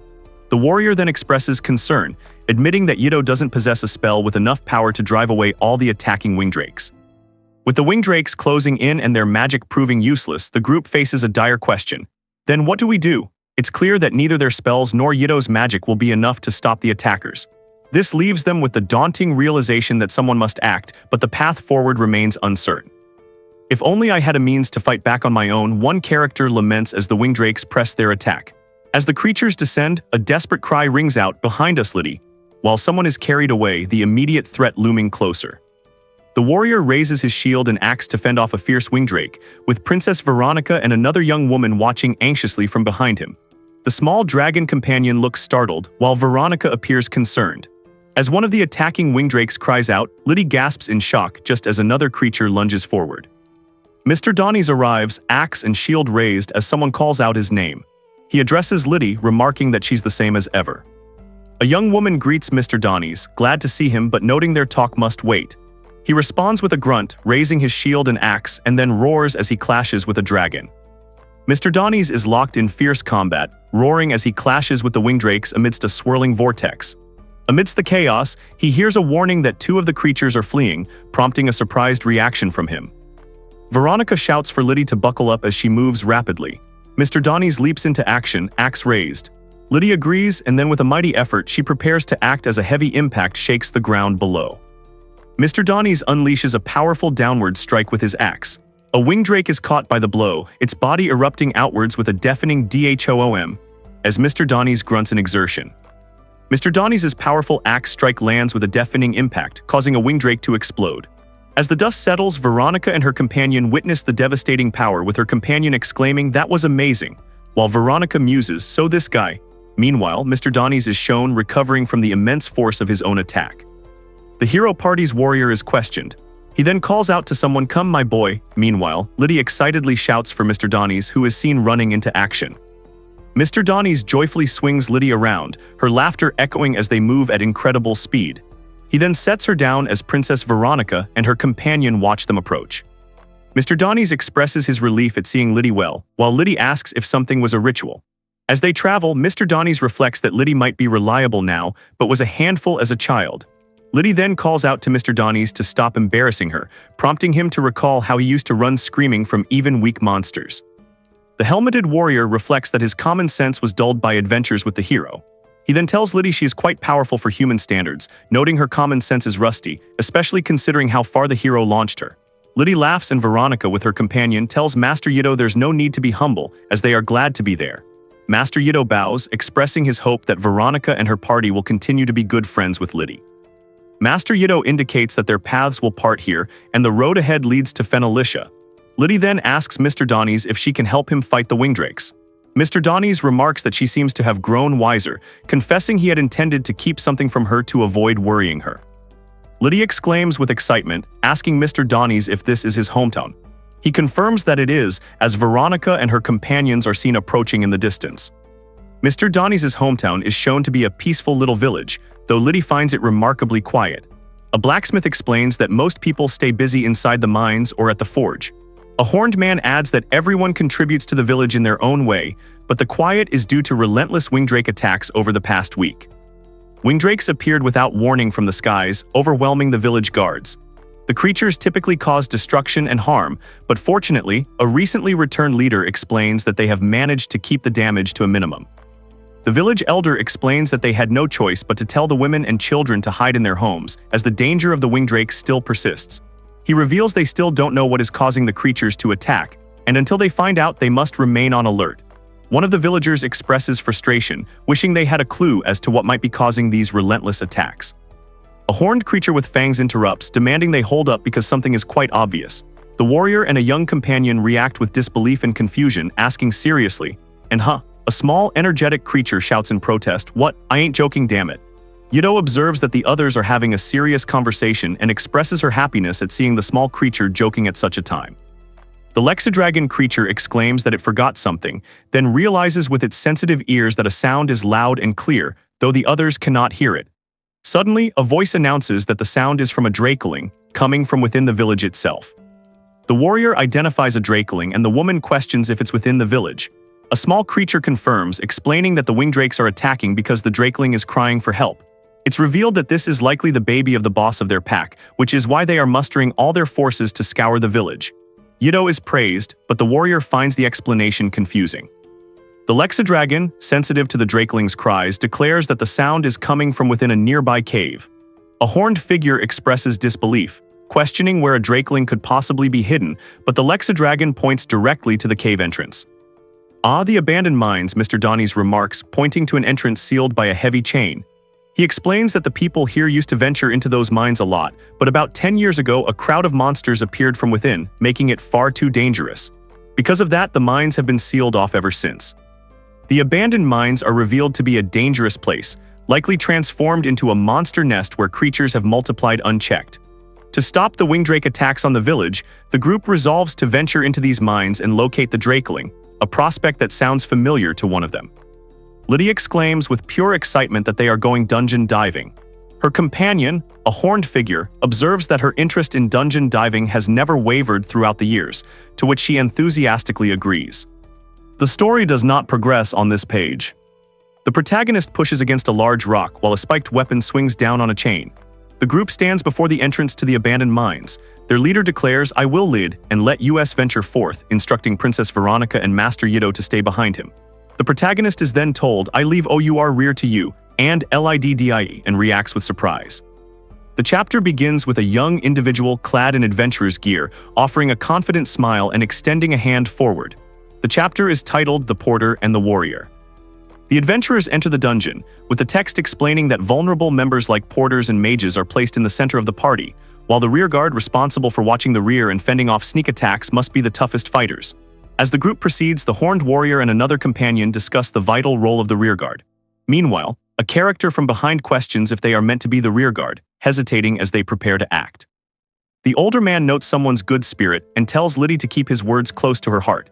Meanwhile, a young adventurer, tears streaming, fiercely declares they swear to protect everyone, even if it costs them their life, prompting a companion to ask what has gotten into them. At the entrance to the abandoned mines, the group reaffirms their goal, to locate the drakeling. With their mission clear, they resolve to head inside. The adventurers enter the abandoned mines, with the bearded warrior leading the way. He comments that having his arms encumbered by a torch would cripple his reflexes, and someone thanks Master Yido for providing illumination magic. Suddenly, Yido stops the group, and a small creature explains that Veronica is the only other magic user, and her abilities are vital, especially since the mine is likely to collapse. The adventurers immediately encounter a monster, a large slime which one of them dismisses as a basic threat. He then challenges Liddy to fight it, and she enthusiastically agrees, swinging a large weapon with a battle cry. Observing the scene, a small horned creature and a young girl wonder if Liddy can even wield a weapon and if she intends to fight. Liddy's axe slips from her grasp and embeds itself in the ceiling as a slime monster questions her actions. Another adventurer warns her to be careful, but it's too late. The slime engulfs her head. It's revealed that Liddy's combat skill for axes is level 0. The bearded warrior states that at least the immediate problem is resolved. Liddy offers a tearful apology. The warrior then tells her she hasn't improved at all, revealing her sole weakness, her inability to mount an offensive. The bearded warrior tells Liddy that while she's skilled with a kitchen knife or a rod, she loses control of her hands when using weapons in battle, rendering her combat skills virtually non-existent and unable to attack. A small creature agrees, noting this inability to attack will persist for a while longer. Liddy appears dejected, reflecting that she'd love to nurture herself enough to overcome this naturally. The warrior then advises her that it's fine if she can't attack, but she must become better at defending herself. A young girl then asks, "What's this?" while holding up a glove, and is told she can keep her gloves on and simply put it on her finger. A magic ring, imbued with mana to aid in protection, is presented. It is offered to a young woman who hesitates, surprised to learn it is a magic item made especially for her. A dwarf blacksmith, who proudly states that dwarves are natural-born blacksmiths, is present. Mr. Donnies, the dwarf blacksmith, tells the young woman that he poured all his smithing skills into forging the ring for her. She reacts with surprise and then joy, embracing him and thanking him, promising to treasure it forever. She then notices the ring and asks if there is mana inside it. The protagonist wonders if she's not skilled enough to sense something, while another companion states she can't feel anything coming from it. Afterward, they progress through the dungeon with no major issue, with the horned warrior leading the way as the group continued their journey. The adventurers discover a treasure chest that appears to be a mimic, its jaws agape. Nearby, a rock-like monster with sharp teeth emerges, startling two young girls. The group then looks into a dark tunnel where something is happening, possibly a magical phenomenon or a creature. Meanwhile, a dwarf blacksmith, a young boy, a small creature, and a young girl stand together, with one of them declaring, "There's no mistake in it." A sudden sound effect and the sight of a boot suggest a swift movement or attack. They have arrived at the cave where the drakeling is hiding. The bearded warrior asks if everyone is ready, and one of the companions confirms they are.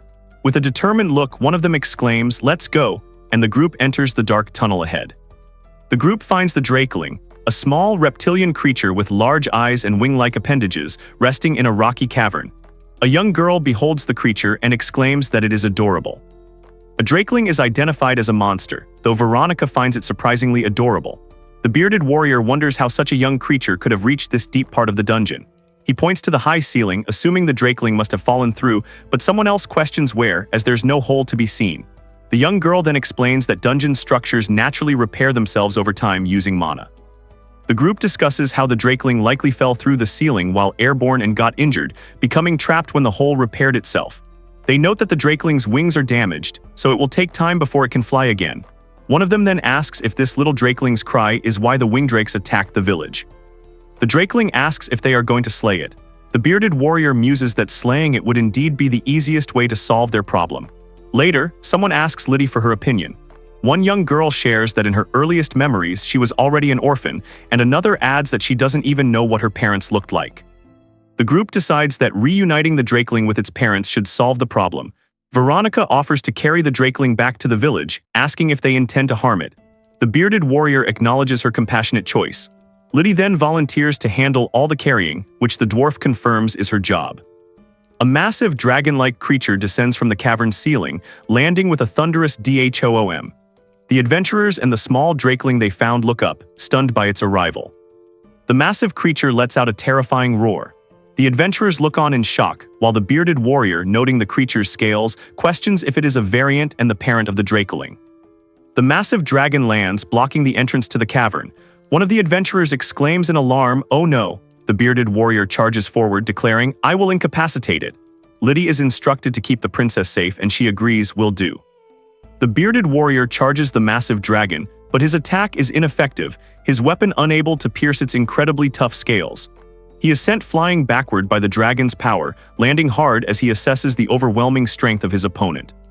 The dragon unleashes a devastating blast, shaking the cavern with immense force. As rocks rain down from the collapsing ceiling, the princess and her companion cry out for Mr. Donnies. The massive dragon's head looms, eliciting a dang from the group. The small drakeling cries out a warning to Veronica, calling the situation bad news.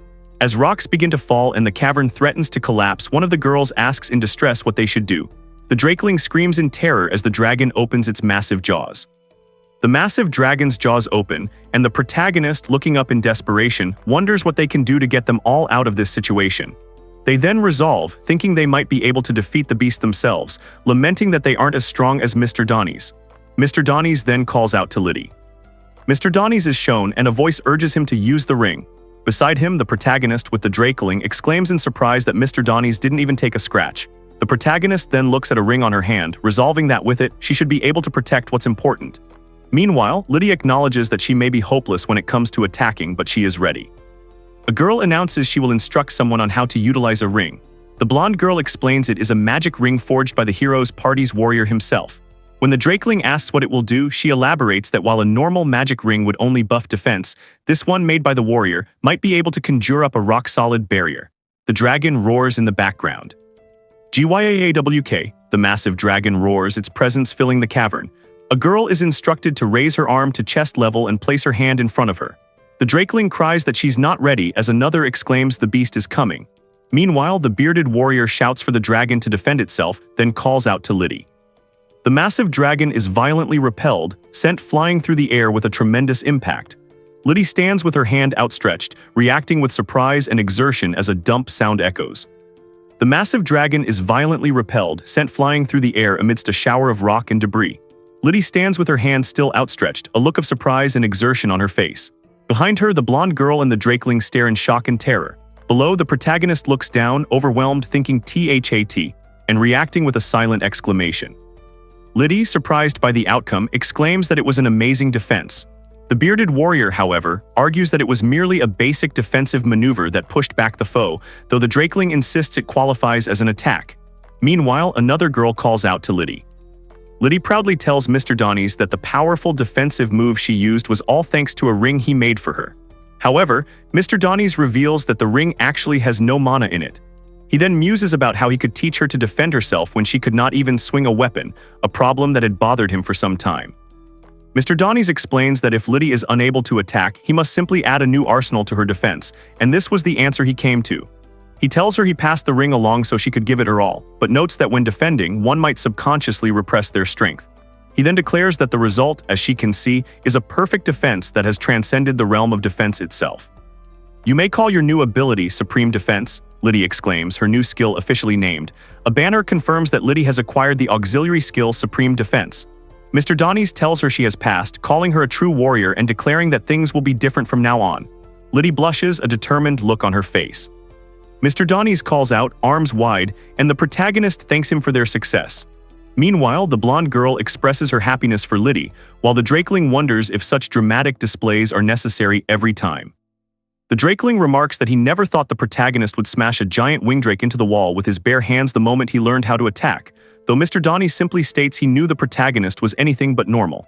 Liddy clarifies that her action was just defending herself, not an attack, and Mr. Donnies agrees it was an impressive defense. The Drakeling adds that he'll go along with whatever they say. The protagonist salutes with a cheerful expression, the small Drakeling perched on her head. Beside her, Liddy looks up with a bright smile. Behind them, Mr. Donnies stands with his arms crossed, observing. The chapter title is revealed, The Porter and His Teacher's Might. The Drakeling reminds Liddy that they almost forgot about the baby dragon, and they still need to return it to its nest.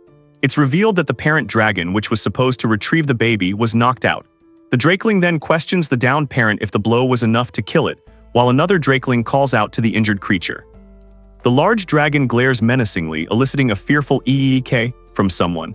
The parent dragon, though seemingly recovered, is urged by a small creature to let the protagonist attack it. Liddy declares her action is defense, while another small creature shouts a warning. A massive claw is shown, ready for action. Mr. Donnies asks if the dragon escaped, but he fears that is not the case. A massive claw is revealed, and a dragon lets out a heavy breath. The dragon unleashes a deafening roar, its maw wide open. Below, Mr. Donnies, Liddy, and their companions stare in stunned surprise. Two girls look on with concern, wondering if the creature is very angry and if it just screamed. The small dragon Yido clarifies that it wasn't just any scream, but that the creature was trying something. He then warns that if the large dragon does the same thing, it could attract more wingdrakes to the village, just as the Drakeling's cry did. The large dragon calls out, summoning its flock to descend upon them. The Drakeling, seeing the sky fill with approaching winged creatures, cries out that there are at least a couple dozen, then corrects himself, realizing there are far more. He shouts that a whole horde of wingdrakes is making a beeline straight for Xavier Mountain. The Drakeling worries about their situation, but tries to reassure himself that Donnies and the protagonist will be fine. Liddy, however, is horrified by what she sees and learns that the people hiding out in the village are also in danger.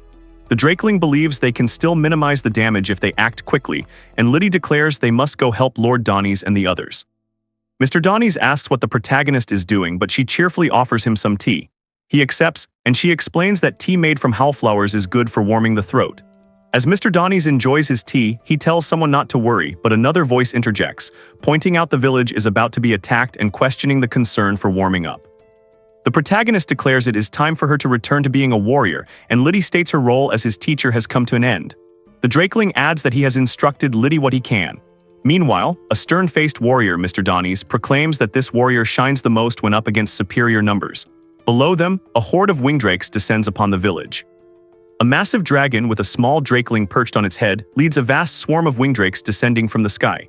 An alarm is raised that a group of wingdrakes are coming. Amidst the growing panic, a man shouts for the women and children to evacuate immediately, while a young girl watches with wide, frightened eyes.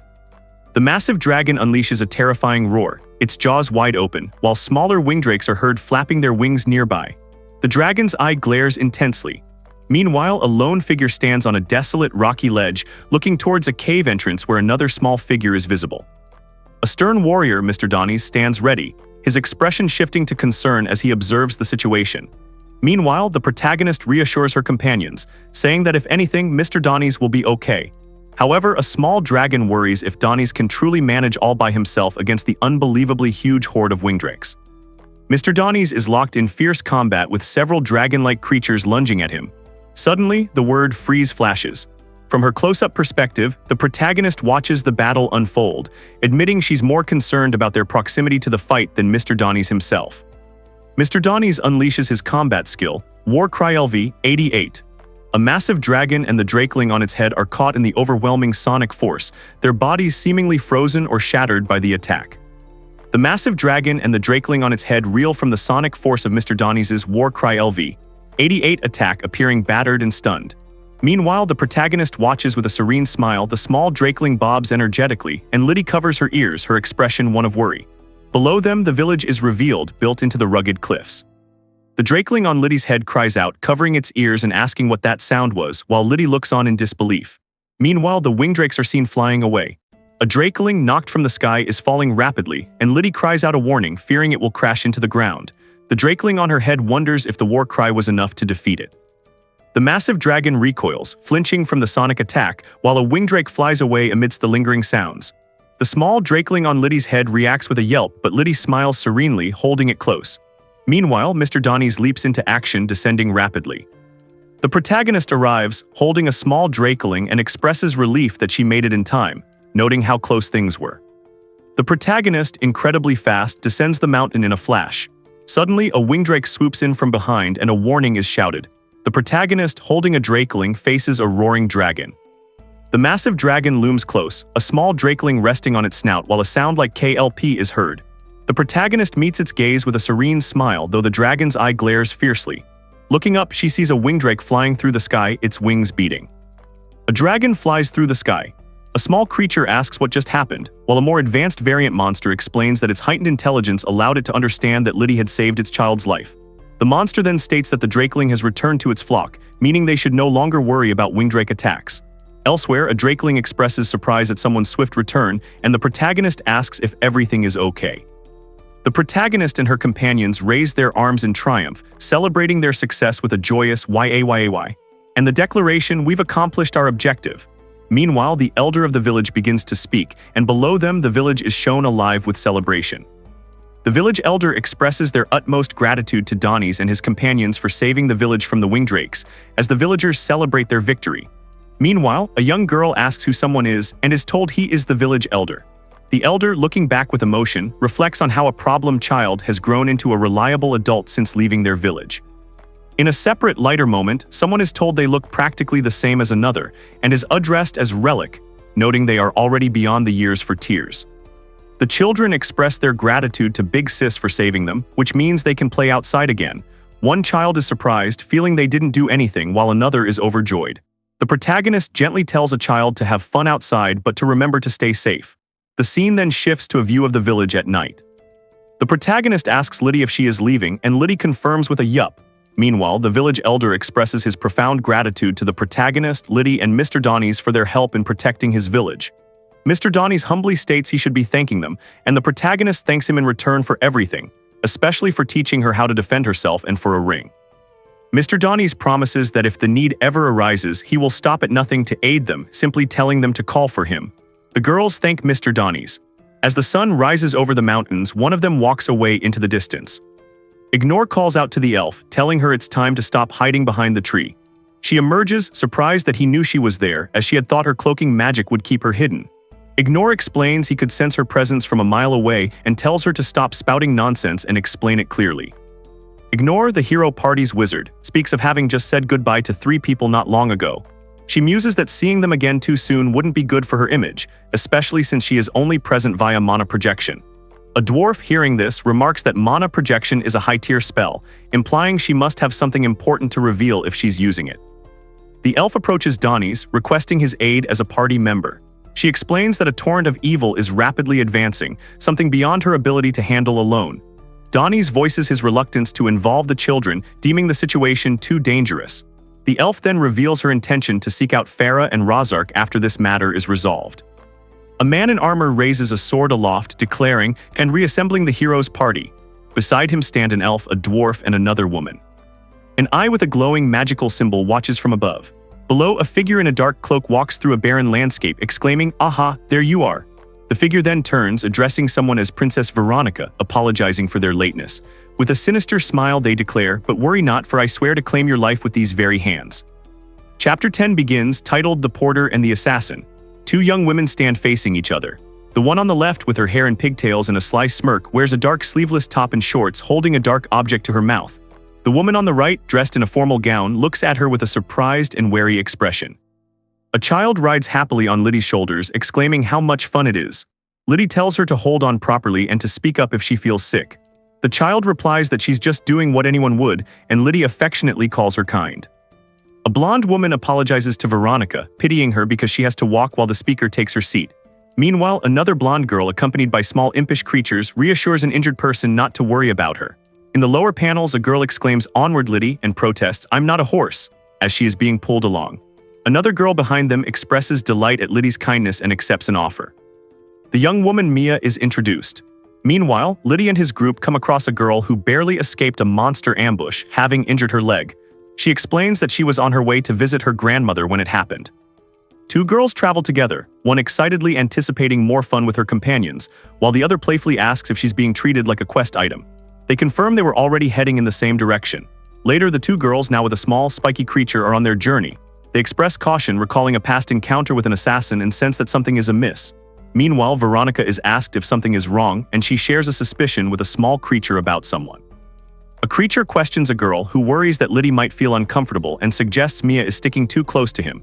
The girl vehemently denies this, but the creature teases her about growing up and being jealous.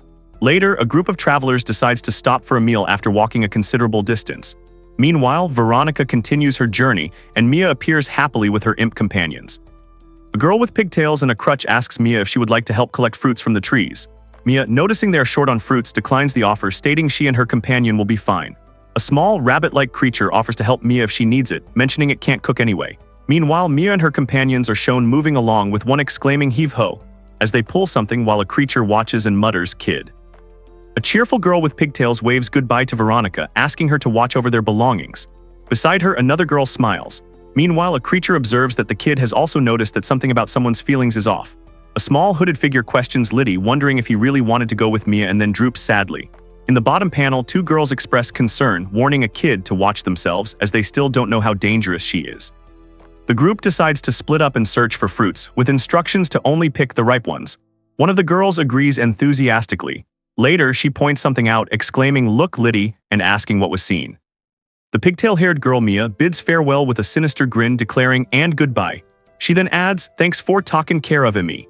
Meanwhile, Liddy lunges forward, reaching out with a surprised expression, as the other Mia on the rocky outcrop raises her arms. The assassin Mia stands on a rocky outcrop, dismissing someone as a worrywart and scoffing that the princess's bodyguard is useless. She then looks down as a child, the princess, falls, exclaiming "Hup." With a sinister grin, Mia declares that now that the bodyguard is dead, she will take care of the unsuspecting princess so she can go home. The assassin Mia is shocked as the princess, who had just fallen, climbs back up onto the rocky outcrop. The princess laughs, promising an explanation, and then reveals her method. She stabbed a branch into the rock as she fell and used the momentum of her descent to launch herself back up, leaving Mia bewildered and questioning if she's really human. An adventurer declares that it is an adventurer's duty to help anyone in need, as turning a blind eye to a troubled passerby will yield no requests. He then warns that not everyone met on the road is an innocent traveler. Some might try to trick you or even stab you in the back or while you sleep. Meanwhile, a blonde woman asks Razark if he's speaking from his experience with women. Razark recalls a past incident with Anya from the guild, admitting he seriously thought it was the end for him. Another character then tells Liddy that this doesn't mean he should pick and choose who receives his help. A confident, red-haired adventurer states that true adventurers always prepare for the worst and will find a way to save the day. Meanwhile, a young girl tells someone she had suspicions about them from the moment they first met, and that she made sure to prepare herself accordingly. The person she's speaking to reacts with an annoyed. A girl asks for an explanation, then another character confronts someone on a rocky outcrop, demanding to know why they are trying to murder Princess Veronica. The accused character responds with a defiant question, and a sudden movement is indicated. A figure lunges forward with a powerful sound. The person being attacked reacts with surprise, asking. The attacker with a menacing gaze taunts them, implying that if they still can't figure things out, their mind must be severely dull. A character exclaims that the demon lord should be dead, questioning how this is possible. They are shocked to see a demon. Meanwhile, a monstrous clawed limb emerges as a young woman transforms into a powerful demonic form. A small creature dashes forward. A powerful punch imbued with energy slams forward as a blonde woman with sharp teeth and a monstrous scaled arm recoils. The impact echoes with a heavy DHOOM. Meanwhile, a small figure dashes across the ground, moving at great speed towards a cliff edge, where a small creature-like being also advances. The horned demon reacts with shock, exclaiming "The hell!" Meanwhile, the adventurer leaps into action using their support skill, Lasso LV 43. The adventurer shouts as they use their support skill, Climbing LV 57. Meanwhile, the horned demoness, calling the adventurer a naive little porter and a stubborn brat, vows to make sure they are double dead by the time she is done with them. A loud ZHOOM echoes from the distant mountains. A small, furry creature warns that they need to keep an eye on their surroundings as something might be coming. The blonde girl, startled by the sound, asks what it was and if something happened to Liddy. A bright flash and a whoosh indicate rapid movement in the distance. The creature remarks that its feelings were right and calls out, asking if someone is okay. A powerful impact, DHOM, rocks the rocky terrain as a young adventurer is thrown amidst the debris. Below, Princess Veronica reacts with shock while a small creature warns, "Be careful." SHE's aiming for Veronica's life. The attacker lets out a dismissive as a powerful impact erupts, sending debris flying and launching someone with a tremendous DHOOM. Amidst the chaos, a protector swiftly moves, shielding Princess Veronica and another girl with a WSSH, while the monstrous assailant recoils. Liddy appears in the air, prompting a concerned call from a blonde companion. A young girl identifies her, shocked, stating, "SHE's a demon." A small creature recognizes her as Mia and questions what happened to her. Liddy, now in a demonic form, questions how another demon is present, believing the demon lord is gone, while another creature panics, asking why a demon is coming after them. A young person looks on, bewildered, stating that demons should be extinct now that the demon lord has been slain, and it truly doesn't make sense. It's explained that demons receive their powers from the great demon lord and are intelligent monsters blessed with exceptional magic power, often resembling humans. However, the great demon lord was defeated by the hero, which should have caused all demons to go extinct. The demonic Mia scoffs, refusing to answer questions. Someone calls out her name in surprise. Meanwhile, in a forest clearing, two companions discuss how Fenelish's current ruler is responsible for their kind's survival after the demon lord's fall. One of them assumes Mia is aiming for Veronica. The blonde girl notes that everything is falling into place, recalling an assassination attempt and her inability to contact anyone from the kingdom. The small creature expresses disbelief, stating there's no way Fenelish's kingdom would be in league with demons. But now the demonic Mia appears, declaring her intent to kill all three of them. She then clarifies that she was only ordered to kill the girl. Liddy moves with astonishing speed, a blur of motion amidst the chaos. The demonic Mia observes her, noting with surprise how tough and fast Liddy is. From a hidden position, another character calls out to Liddy, questioning her hesitation to attack and suspecting she's holding back a powerful card. The demonic Mia is recognized as strong, leading to concern that they won't survive at this rate. One character steels themselves, resolving to endure Mia's initial onslaught and counter her finishing move. They activate Supreme Defense. As an attack lands, suddenly someone is hit. Mia then grins, offering to share something interesting. The demoness Mia grins, taunting someone that they know a lot about demons but not everything. As she attacks, she reveals that demons can assume human form, explaining there are two ways this happens. One of her companions struggles fiercely against the assault, bracing themselves and thinking, "Not yet," and just a bit more. The demoness Mia reveals that demons can take human form in two ways, by morphing their own bodies or by transferring their consciousness to take over another's. As she explains this, someone activates their Supreme Defense ability. Mia then declares she is using the latter method, hinting at something more. The smiling girl declares that this body belongs to a poor, innocent Lil village girl. Meanwhile, someone reacts with a bewildered "huh." Liddy is violently launched upwards with a tremendous impact, sending debris flying. Princess Veronica and a small creature watch in shock, calling out her name. Liddy lies defeated on the ground, the impact of her launch evident. Veronica and a small creature watch in shock, calling out her name. The demonic Mia, observing the scene, taunts Liddy, questioning her bleeding heart and her hesitation to fight for her own life. The possessed Mia declares that thanks to someone, the princess is as good as dead. A small creature urges Veronica to run and offers to hold Mia off, but Veronica refuses. Mia taunts them, questioning if this is the time to fight amongst themselves and dismisses running as useless. Despite the danger, Veronica declares she will fight while the creature insists she run. The possessed Mia, now fully embracing her monstrous form, charges forward with a furious declaration that she will chase them down and kill them. Meanwhile, Liddy and another companion are sent flying through the air, still reeling from the previous impact, as Veronica braces herself for the approaching threat. A masked figure in a cape intervenes, clashing swords with the monstrous Mia. The unexpected attack leaves Mia stunned and questioning what just happened. Below, Veronica and the small creature witness the scene, with Veronica demanding to know why the masked figure is there.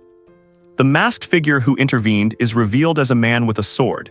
He addresses Princess Veronica, reminding her that he has already declared that her life is his to claim. The page is Blanca. The Urdesh family, loyal retainers of the Fenelisha royal family, were tasked with eliminating threats to the crown. Their years of service earned them the rank of baron. In a scene of violence, a man is held by another, a bloody knife protruding from his chest, while a third man looks on grimly.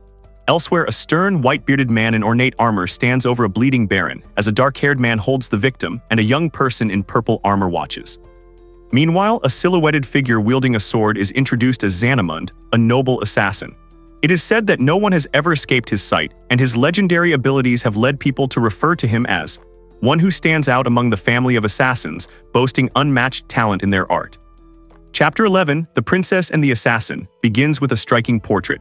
A young woman with long silver hair and wide teal eyes holds a single rose, its petals a stark contrast of white and red. She is framed by lush red roses and thorny vines. The masked figure stands ready with his sword, facing the monstrous Mia, who looks surprised. Behind him, Princess Veronica and her companion witness the scene. The monstrous Mia then furiously demands to know who the masked figure is, while Veronica, relieved, wonders if he has saved them.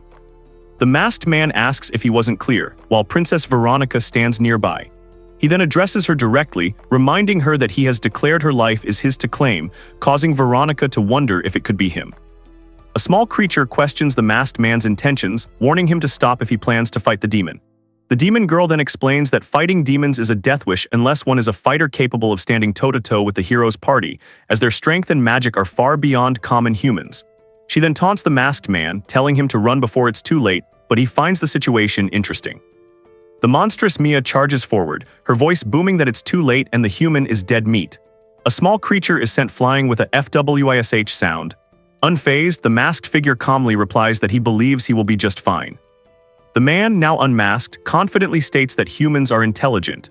The monstrous Mia, enraged, retorts by questioning if demons aren't intelligent. She then unleashes a devastating blow, slamming someone into the ground with immense force. The unmasked man acknowledges that Mia truly possesses inhuman strength and speed. Enraged, Mia taunts him, declaring it's too late to regret his actions and calling him a fool. She then clashes fiercely with his sword, while Veronica draws her own weapon, preparing to join the fight. The unmasked man clashes swords with Mia, the sound of steel ringing out. He continues to defend against her powerful attacks, parrying her blows as she unleashes her fury. The unmasked man and Mia's fierce sword fight continues, their blades clashing with a ringing sound. Princess Veronica and a small creature watch the intense battle, Veronica looking shocked. Another young woman cries out in awe, declaring it an amazing battle. The young woman with short brown hair, who seems to have recovered remarkably, asks if her body is made of something special.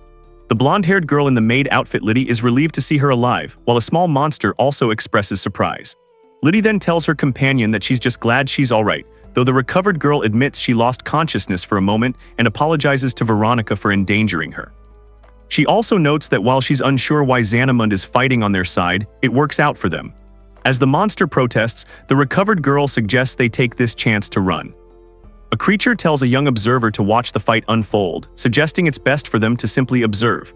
The observer reacts with confusion.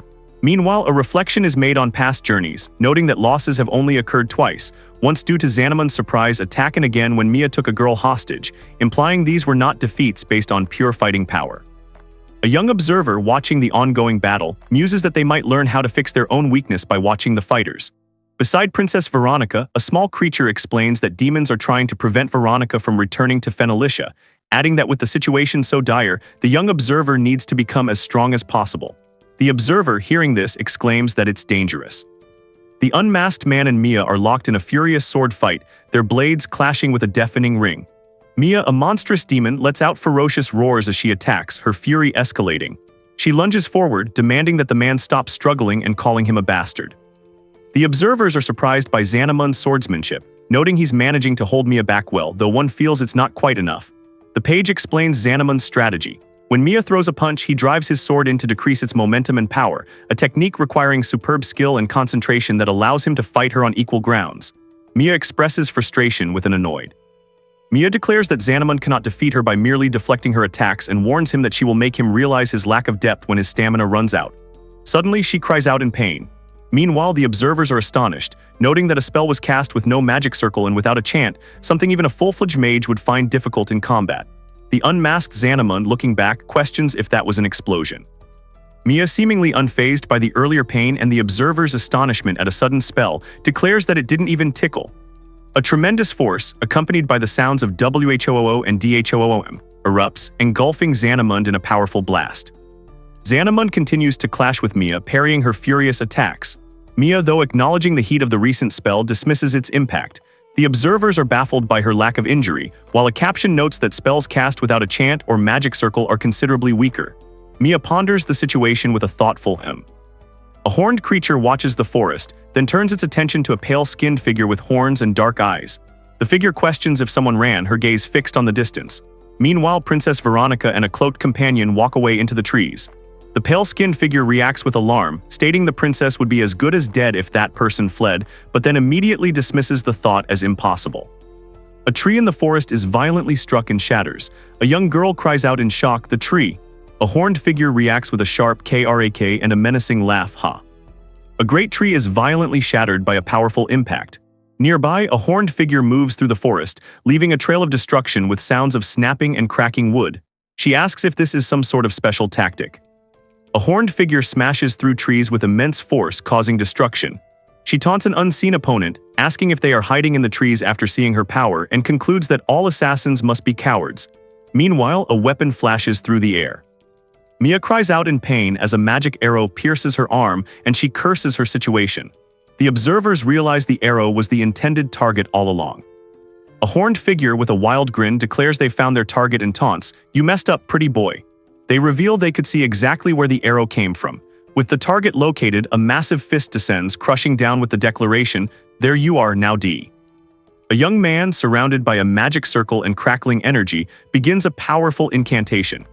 He calls upon a purgatorial drake to manifest its blazing grace upon the realm, commanding it to unleash all-devouring flames to feast upon his foe. A purgatorial drake unleashes its draconic blaze, a powerful fire magic skill of level 41, engulfing the area in flames. The draconic blaze erupts, engulfing its target, which cries out in agony. A monstrous horned figure also screams in pain as the overwhelming power washes over it. Witnessing the devastation, a young woman can only utter a stunned "wow." The attacker employed a strategy, casting a spell with reduced strength to deceive his opponent into lowering her guard before striking her with the full force of his magic. He is not only physically skilled but magically gifted as well. Meanwhile, the horned figure, struck down and unable to move, cries out that this situation is bad and she might not survive. The young man confronts the monstrous figure, sword in hand, declaring her life has come to an end. The demon cries out in pain and alarm as the sound of drawn swords fills the air. A terrifying command, "Freeze," echoes as a blade looms over a terrified face. A young girl cries out, "Please wait." In the forest, the protagonist reveals that the demon's body is not its own but belongs to a villager. He then reacts with a quiet "oh," as the demon warns that killing it would mean murdering the innocent girl alongside it. The man asks and, his gaze sharp, the young girl beside him shudders, her eyes wide with fear. He then addresses someone named Liddy, stating, "I can't see that." The young girl, however, interjects, "You're one of exceed ingly kind character." The man states that the listener's overflowing kindness is exactly why they failed to protect the princess. A small creature comments that, unlike the kid, Xanamund's assassin is battle-hardened and agrees with the man's assessment. Meanwhile, two young girls, one named Liddy, look on with concern as a sword looms, and a voice notes that Liddy has a heart. The assassin stands sword in hand over a defeated monstrous creature. Blood splatters the scene as the declaration rings out, "Xanamund has none." The monstrous horned creature screams out in agony. The young man addresses Liddy, asking if she already knows the truth. The young man explains that the creature is a mimicry type, noting that a demon truly possessing a human body would already be dead. He tells Liddy that she was deceived by the demon's lies. The small creature protests, but the girl gasps in realization. The demon, speaking through the possessed body, questions if a parasite would have taken the body hostage from the start. A small creature interjects, stating they couldn't attack while the girl was still inside, and that this realization only comes in hindsight. Meanwhile, a man tells Liddy that he was already certain the demon's words were lies, and that she is naive as both a human and a warrior. A stern man declares to Liddy that she is merely a porter and should know her place. Liddy reacts with shock, questioning his words. The small creature protests, asking why Liddy must be lectured by the enemy, but is quickly hushed. The horned monster cries out in surprise. Nearby, the young man clasps his hands, while a figure on the ground groans in pain. A massive, rocky form is struck with tremendous force, shattering under a powerful assault from a serpentine creature with sharp claws. A powerful blow lands, forcing the man to block with his arm as stone shatters around him. The serpentine creature attacks with its sharp claws, but the man meets its assault with his glowing sword. The man lets out a frustrated grr. A monstrous masked figure moves with blinding speed. A young girl calls out to it, "Pretty boy." The creature, its face contorting into a terrifying grin, declares, "I'll kill you some other time." A winged creature with sharp claws swoops down, declaring its sole purpose is the princess's life. A small creature cries out in alarm as a young girl looks on in terror. Meanwhile, a man prepares a spell, scoffing and questioning if his opponent is capable of anything more. A monstrous masked figure confronts Liddy and her companions, its face contorted into a terrifying grin. The creature taunts Liddy, asking if she is ready to die too. Liddy stands ready, appearing determined to face the threat. The monstrous figure unleashes a supreme defense. Its massive form is wreathed in energy as it extends an arm, creating a powerful barrier or blast that engulfs the area. The young man and woman in the distance brace themselves against the overwhelming force.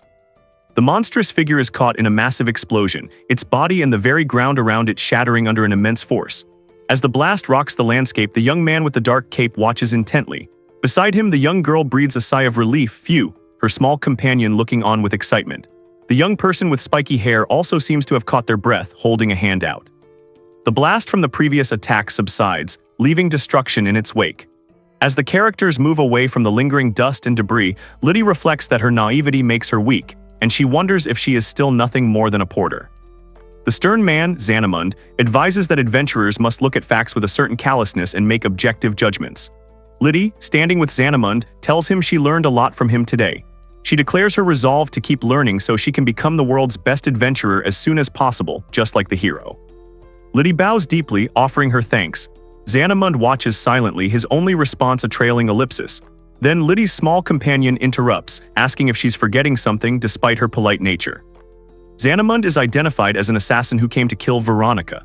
Nearby, a character reflects that they must learn from their enemies due to their own many deficiencies, then calls someone boy, and comments on their truly astounding greed. In the lower panels, Xanamund prepares to fight, warning that someone is coming for them. A small creature remarks that now that the pain-in-the-butt demon is out of the way, it's no time for joking. Xanamund turns, his expression grim and his presence imposing. He advances, his boots crunching on the ground, and confronts Liddy, her companions, and the small creature in the forest. Liddy and her small companion look on in surprise as a new figure arrives. The man kneels before them, addressing Princess Veronica and stating, "I've come for you."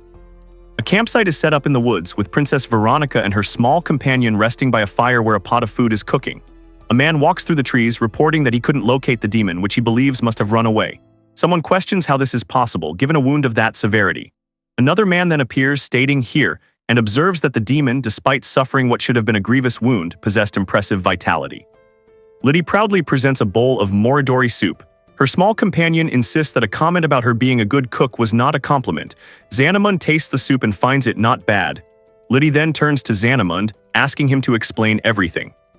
A man who arrived claiming to be there for Princess Veronica states that what he is about to say is strictly for her ears. He then explains that this was his reason for trying to get rid of Liddy earlier. When the small creature scolds him for nearly killing them, he replies that Xanamund seems trustworthy enough to speak in front of. Xanamund reveals himself as Xanamund of the Urdesh barony, explaining that his family once devoted themselves to assassinating those who opposed the royal family. He is known as the Noble Assassin, and his work still largely consists of assassination. He then recalls a time when the royal family summoned him to the throne room. Xanamund recalls being summoned by the royal family, entering a grand hall where two figures are seated on thrones. As he walks toward them, one observer, identified as the Noble Assassin, questions who he is and why he sits on the throne as if it were made for him, while another, Xanamund himself, remains silent. A young woman with pigtails orders someone to kill the first princess, Veronica.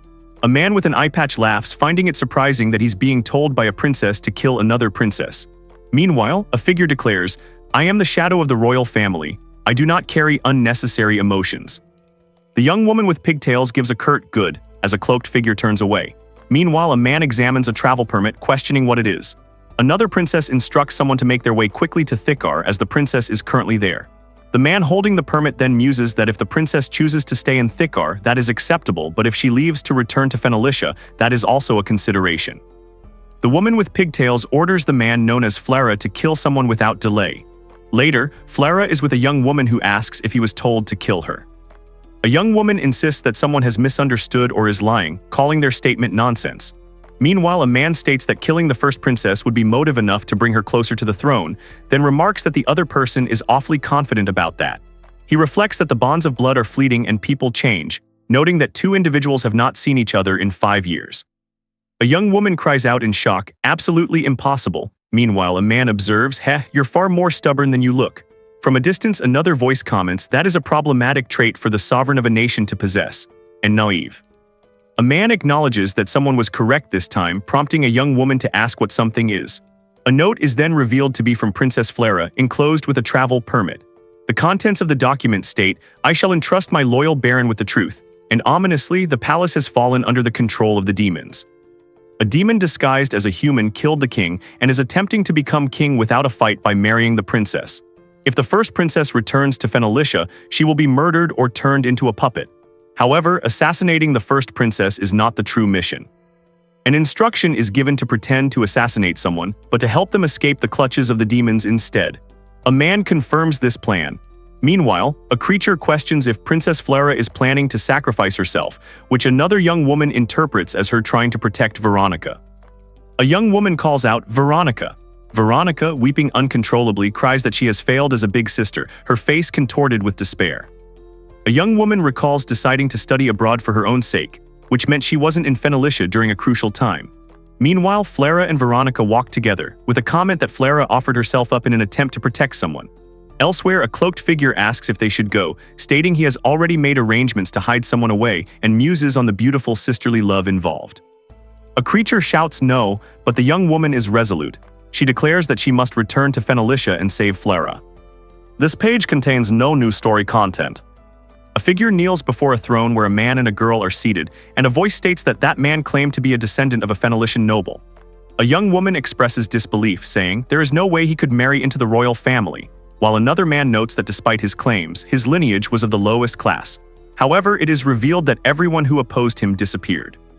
The man who claimed noble descent and married into the royal family, despite his low lineage, is named Irigal. Someone questions the plan to go to Fenalicia and save Princess Flera. A character expresses hesitation, but is encouraged to proceed. A man states he understands the desire to rescue a sister, as he is also human, but asks if the other person truly comprehends what that entails. A man notes that in addition to Irigal, who is trying to assume the position of king, they also failed to capture Mia recently. It is suggested that many other demons are likely present in Fenalicia. A man recalls clashing with Mia, concluding that she is a relatively weak demon. He notes that a single demon is said to be worth 10,000 soldiers, but believes other demons were stronger. Another person states that Mia is the weakest they've ever seen, prompting a question about who is the weakest and a trailing thought. A man observes that their current party has no hope of taking down multiple demons. Nearby, a small creature exclaims, "Then," while a young woman gasps in surprise. The creature then proposes, "How about we call up the hero party?" A small creature asks if they have already met Ignore and Donnie's.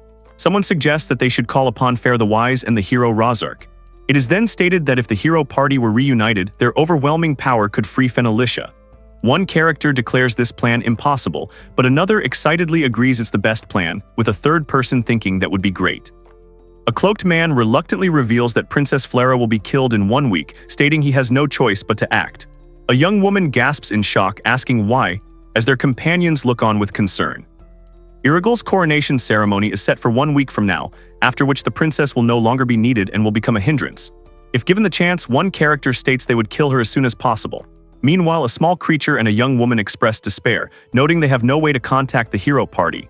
A man then asks if it's even possible to gather the hero party and have them convene on Fenalicia within a week. A stern gaze asks if the listener truly understands. In a forest clearing, a cloaked man declares that saving Princess Flera is literally impossible.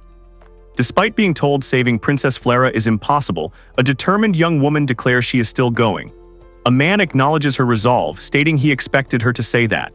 Meanwhile, a cloaked figure asserts that his mission takes precedence over someone's desires, reminding them that he is not their subordinate and they are forgetting something. A man, drawing his sword, states that if they refuse, he will have no other choice but to knock them out and carry them away by force. Meanwhile, the small creature, looking distressed, asks the young woman, "What should we do now, boy?" A creature questions the young person's ability to fight while protecting Veronica.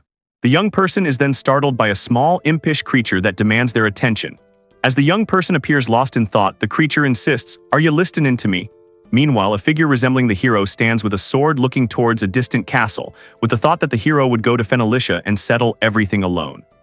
A question is posed, wondering what Miss Farah would do.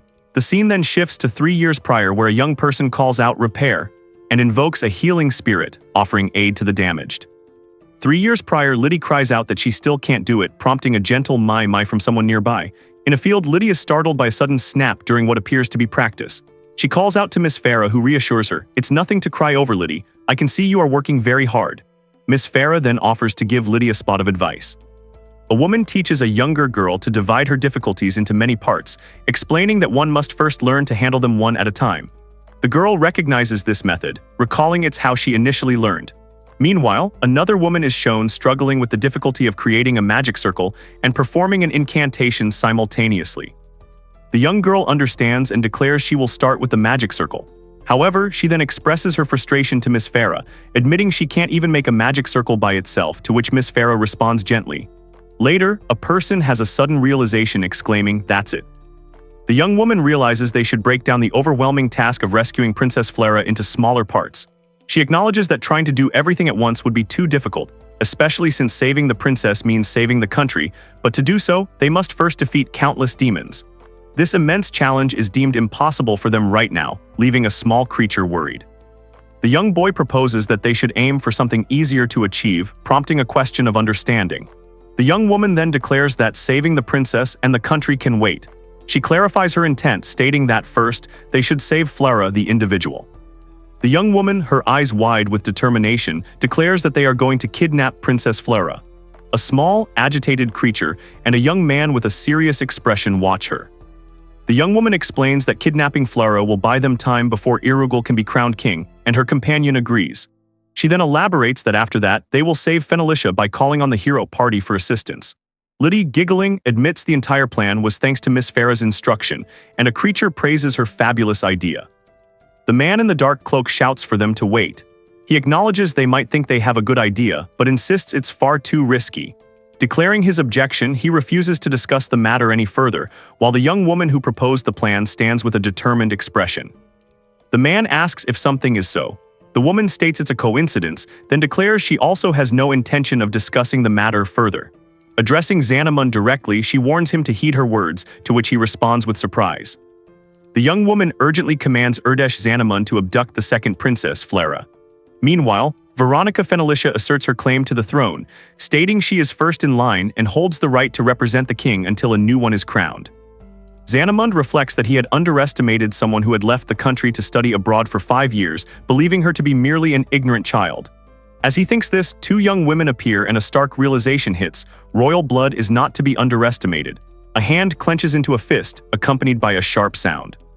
Princess Veronica stands, and Xanamund, kneeling before her, humbly accepts her order. The scene takes place in the holy city of Esrudi. The city is seen at night, with a church standing prominently among other buildings.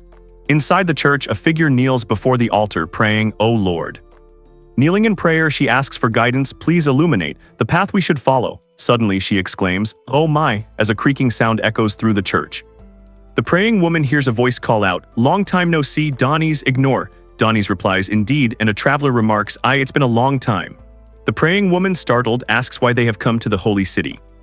One woman asks another if she has finally decided to convert, but she is met with a firm refusal.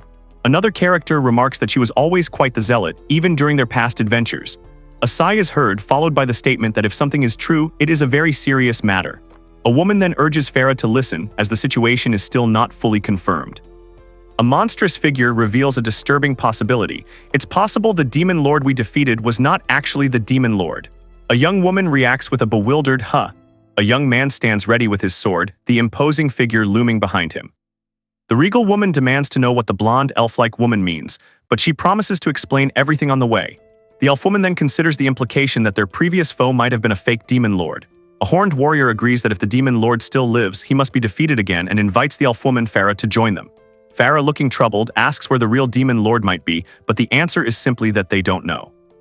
The regal woman believes their target is lying low but will reveal himself soon. However, a man vehemently disagrees, stating it's more likely the demon lord is already making his move. Meanwhile, 2 young women excitedly declare they are heading to Efiananiliseye. A small, horned creature observes, confirming that the demon lord is indeed likely already making his move. There is no content on this page. A grand castle stands under a heavy rain. Inside, a man with an eye patch sits in a chair, his expression unreadable. Below him, a young woman's eyes widen in shock as she realizes something, murmuring, "So." An eye-patch-wearing figure sits on a throne, demanding to know if the person standing before them truly failed to assassinate Princess Veronica and then fled in cowardice. Someone agrees that a situation could be put a certain way. A woman recounts being attacked by a boy named Liddy and a man named Xanamund who came at her all at once, noting that the people accompanying them were incredibly strong. A man reacts with shock, questioning why those humans were so powerful, especially since they weren't even part of the hero's party. Mia questions someone asking if they lost to humans. A young woman beside her looks on in shock. Meanwhile, a monstrous entity erupts in laughter. The eye-patch-wearing demon mocks Mia, calling her a weakling and a pissant. Mia reacts with shock and hysterical laughter, questioning why she must endure being spoken to like this by another demon. A regal figure is seen seated on a throne in the background. Chains clatter as a young woman is bound and suspended, screaming.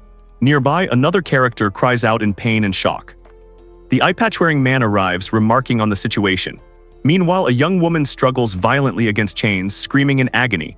From off-panel, a voice demands that Mia be released, warning that the captive is about to die. The bound woman, filled with rage, curses her tormentors. Demon Robbie and Demon Axia are introduced. Axia claims she was merely trying to help, but Robbie questions why they were summoned. The armored knight Demon Orion asks for his orders. Lord Irigul, the eye-patch-wearing figure, replies, "Good, I'm sure you guys won't fuck you p." Princess Veronica is coming here, and Lord Irigul considers her possible goals, to overthrow him or perhaps to abduct Flara. Meanwhile, an armored figure reveals that Xanamund has betrayed them and is now backing Veronica, calling him an underhanded nobleman. His subordinate asks what they should do. Lord Irigul, the eye-patch-wearing figure, reveals a cruel plan. Someone will take Flara's place after committing suicide. He then orders Veronica captured. When asked about the fate of others, he replies with a sinister certainty that it is obvious. They arrive at the capital city of Fenlisha. A man gives the order, "Kill them all." Another character begins to speak. This is. 5 years have passed and a place is observed to have changed little. However, a young woman reveals that her father is now dead. She then asks about Flara. Later, she thanks two people for everything they have done for her, specifically mentioning Yido. Her companion assures her it is no problem. Two young women speak, one declaring that thanks are unnecessary until after they have kidnapped Princess Flara, to which the other agrees. Later, 3 figures are gathered on a blanket in a grassy area, and one of them begins to speak, saying, "Now then." The group convenes, and one of them suggests they come up with a plan. The others agree to listen, with one expressing amusement. The speaker then reveals that their opponents are aware of their approach, reminding them that there are at least 2 demons in Fenlisha. The young woman excitedly states their goal, to find a plan for kidnapping Princess Flara without a fight while she's still under guard. A small companion agrees that a plan is indeed necessary, prompting the man to ask if she has any concrete ideas. After a moment of thought, she prepares to speak. A young woman apologizes while a creature named Yido remarks that certain actions show one's age. Elsewhere, a man in a cloak addresses someone named Liddy, stating he doesn't blame them for their way of thinking, but a young woman interrupts, questioning him and calling his actions a big mistake. The man continues, explaining that to create a good plan, one needs. A man reveals crucial information, stating it can mean the difference between life and death. He then tells the young woman to leave this part up to an adult. A castle looms under a full moon. A guard, weary from his duty, sighs, "I'm so tired." He then mutters, Nearby, another guard stands by a large wooden gate holding his spear. Thunk, a sound echoes, and he hopes his relief will arrive soon. A guard, weary from his post, sighs. Another guard questions him, but the first guard dismisses it with a casual meh, whatever. Suddenly, a thunk sound echoes, and a guard by the gate reacts with surprise as an object falls to the ground. A hooded figure holds a sword to a knight's throat, warning him not to make a sound as the knight cries out in alarm. Elsewhere, a guard consults a scroll detailing the guard rotation, while another guard confirms something with a man named Lord Xanamund. Princess Veronica will arrive soon, and then they will defeat Irigul. A man in armor finds this news really great to hear. The cloaked man cautions him to speak only to trustworthy people, but the other dismisses the need for such caution, stating that everyone is fed up with his tyranny and that all the soldiers will happily join Princess Veronica's cause. A cloaked figure and a knight call out, demanding someone reveal themselves. A young woman hiding behind a stone pillar is shocked they found her, certain she made no sound. As she begins to flee, a man warns her that he will follow if she runs and that he will catch her. The man declares his quarry is dead, and the young woman cries out in terror. Chief National Security Officer Lily watches from behind a stone wall, her face filled with alarm. Lord Xanamund asks the Chief National Security Officer if they can just pretend they didn't hear anything. Elsewhere, a young woman, shocked and alarmed, sees Lord Xanamund and a guard by an archway and questions what he is doing. A woman confronts the man in the cloak, accusing him of failing his mission to take Princess Veronica and run away. A young woman then questions him, asking if he intentionally led Princess Flera to Fenalicia as part of a plan to kidnap her. She tells him he has no idea, and he remains silent. The monstrous Irrigal's power is overwhelming, and a young woman cries out that no human can stand on equal ground with him. She fears he will kill everyone. A man lets out a sigh, and a young woman tells him to leave immediately. As she speaks, a hand grabs the back of her clothing with a pat sound. She then states, in that case. The man observes that she cares about the princess in her own way, and she replies, I see. She then pleads, please believe. He responds that his loyalty is to the princess and her friends, but then adds, in the princess, no. A powerful conflict rages in the distance, and a man observes that the combatants are far more powerful than anyone imagined. Meanwhile, a cloaked figure holds a young woman and speaks of a power that can surpass even demons. Elsewhere, a young woman, seemingly addressing Lord Xanamund, declares that a certain course of action is the only option. A man with a predatory smile explains that his reasoning is exactly why someone is worth serving. Below, a woman reacts with a hesitant, while a man offers a doubtful, sure. A young woman cries out in distress. She reflects that she gave in to Lord Xanamund's persuasion and pretended not to see anything, then questions if Princess Flera can really be kidnapped. A man speaks of Lord Xanamund's rumored strength and how his support might help the princess. Elsewhere, a young woman reacts with alarm as a door bursts open and someone calls out for Chief Lily. A young man looking shocked exclaims that he has something unbelievable to report, while Chief Lily peeks out from a doorway, asking what is happening. A woman gasps, her eyes wide with disbelief, whispering Princess Veronica's name. Then a man bursts forth, shouting that Princess Veronica has returned home all alone. A young woman stands before him, her expression calm yet somber as others react with surprise to the news. There is no new content on this page. Hands are shown bound tightly in wooden stocks. Princess Flera is then presented between two heavily armored guards holding a small, ornate object. She is led into a grand hall where two figures stand waiting, while another person sits upon a throne at the top of a staircase watching. A man with a sly smile observes the scene. From a throne, a figure bids a welcome. Princess Veronica has arrived. Irrigal introduces himself, stating how nice it is to finally meet someone. He is then identified as the soon-to-be king of Fenalicia. Irrigal then speaks again, saying, I heard. A woman who appeared at the castle alone this morning is questioned about her presence. Elsewhere, a young woman holding a box is asked if she's scheming something odd, prompting a reply asking why. Later, a man with an eye patch addresses Irrigal, asking if he can pose a question, to which Irrigal begins to retort that it would be a fool's errand. The man with the eye patch confirms that he did it. The young woman asks if he killed her father, the king. The figure on the throne dismisses the matter with a flippant "my bad." Then, the young woman, her eyes wide with horror, asks if Flera will be killed once they are done with her. The man with the eye patch smirks, confirming with a smug "yeah, obviously." Meanwhile, Princess Flera, her hands bound, stands before an armored knight. He questions her, asking if she truly believed he wouldn't act, to which she replies that she is neither overconfident nor indolent. The young woman, Veronica, declares she will take Princess Flera's place, stating she should be even more useful as the firstborn princess. Someone remarks that Flera is only useful because of her status. Elsewhere, a young girl, Flera, is questioned and asks why not. The man with the eye patch replies nope and pleads for Flera to be let go. The man with sunglasses states he's not foolish enough to repeat the same mistakes and that he doesn't underestimate humans. Elsewhere, he addresses a group, calling them individually weaklings but noting that there are far more humans than demons. A boy then adds that there are some rare exceptions. So, there are humans who can surpass demons. The man with the eye patch muses that there is no benefit in fighting someone like that directly, which is why he has devised a plan. He intends to ensure that Guy ends up dead without resorting to direct confrontation. The man with the eye patch declares that he's unplanned for nuisances like the princess and that they piss him off. He then states that they should know by now just how much. Princess Flera and two guards react with alarm. The man with the eye patch makes a flippant remark. Another voice declares that the sisters must die. The man with the eye patch then orders Princess Flera to be put in jail, and she reacts with shock. Princess Flera stands with her hands bound, looking downcast. In the background, Veronica peeks out from behind a pillar, gasping in horror as she sees Princess Flera being led away down a stone corridor. Princess Flera is seen imprisoned, prompting an exclamation that she has been arrested. Elsewhere, a character expresses concern at this rate, while another, Veronica, is angered by Xanamund's smugness and questions his actions, acknowledging that humans can surpass demons. She then concludes that Fan Alicia is truly going to be destroyed. The man in dark clothing assures his companions that everything is proceeding as planned. He then instructs Liddy and Yido to do just as they have discussed. The winged creature expresses some doubt, asking if their plan will really work out, and the man admits he doesn't have much confidence in it. A small, horned creature remarks on the young woman's optimism, but she confidently states that everything will be fine. She declares her belief that they can definitely pull something off, reminding a young man that the hero succeeded before. An elf woman exclaims in shock that someone's wallet was stolen at the tavern. Another elf woman, looking downcast, is with a group that includes a dwarf-like man. The dwarf-like man scolds someone for drinking so much, and the elf woman adds that they all gave their money for premium gear. A young man facing them is told to start acting like it, and he replies that he is ashamed of himself. Liddy joyfully reveals she has a secret stash of money, exclaiming that she thought this might happen.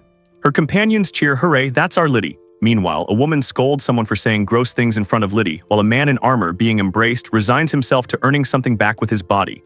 The horned man suggests they find an inn for the night, though one woman notes the situation is troublesome. The hero was a man of many failures, prone to gambling and constantly losing, getting his wallet stolen at taverns and being deceived by women. The horned creature questions why this vignette was brought up. Another character, hearing this, remarks that the hero sounds rather useless, admitting his image of the hero was way off. The man in armor reflects that he never saw the hero fail when someone's life was on the line. He always admired the hero for that quality, believing a true hero manifests their strength when protecting people's lives. A young woman, Liddy, declares with fierce determination that she will save Princess Flera without fail. Below, a man named Liddy acknowledges her spirit, while a small winged creature excitedly asks if she is that determined before agreeing to act. Heavy impacts echo through the halls, startling two maids who look up with wide eyes. Meanwhile, a man seated at a grand desk slams his fist down, the sudden force announced by a loud bam. A man with an eye patch observes someone noting, "My, how very unlike you, you're out of breath." Meanwhile, Princess Flera, looking distressed, is asked, "What's the matter, Flera?" She retorts, "Don't play dumb." A maid looks on in surprise as someone declares, "My sister is here, isn't she?" Meanwhile, a man with an eye patch observes that nothing gets past someone and notes they still have many allies in the palace. From a determined perspective, a voice asserts, "You wouldn't lay a hand on my sister." The girl with pigtails then reminds someone, "You promised me that as long as I did whatever you wanted." The man with the eye patch smiles, assuring someone that he will keep his promise. He then addresses Princess Flera, laughing at her and calling her awful. He questions if she truly believed he would harm the sister of his betrothed. The determined young woman insists that there is no need to worry. The man with the eye patch scoffs, calling her words glib. He then states that Veronica is being settled in right now, but promises they will see her soon. Meanwhile, the woman laments that she should never have trusted the words of a demon. Veronica is caught within a powerful, crackling magical circle. Across a table, a man watches the scene intently, a plate of food before him. A woman unleashes a powerful spell, crying out, "Spirit of lightning." She commands it to resound with light and shockwaves. Meanwhile, another figure recoils from the immense force, the air filled with the sound of rushing impact. The spell Thunder Nova erupts with devastating power, a LV-48 lightning spell. The blast crackles with overwhelming energy, its force startling two armored figures who witness the display. Guards are bewildered by the chaos, asking what is going on. Amidst the wreckage of the room, a man holds a woman by the arm, lifting her up. The man with the eye patch holds a distressed woman close, whispering that she shouldn't worry and that they are merely playing husband and wife. He then tells her that killing her would be a waste and that he has an idea. As he restrains her, he remarks that she is a better woman than he had thought. The man with the eye patch grins, threatening to impregnate someone, stating that a wonderful demon will be born. Nearby, a woman lets out a distressed, maniacal laugh, while another woman, looking sad, whispers, "Sister." This is the final page of the chapter and contains no story content.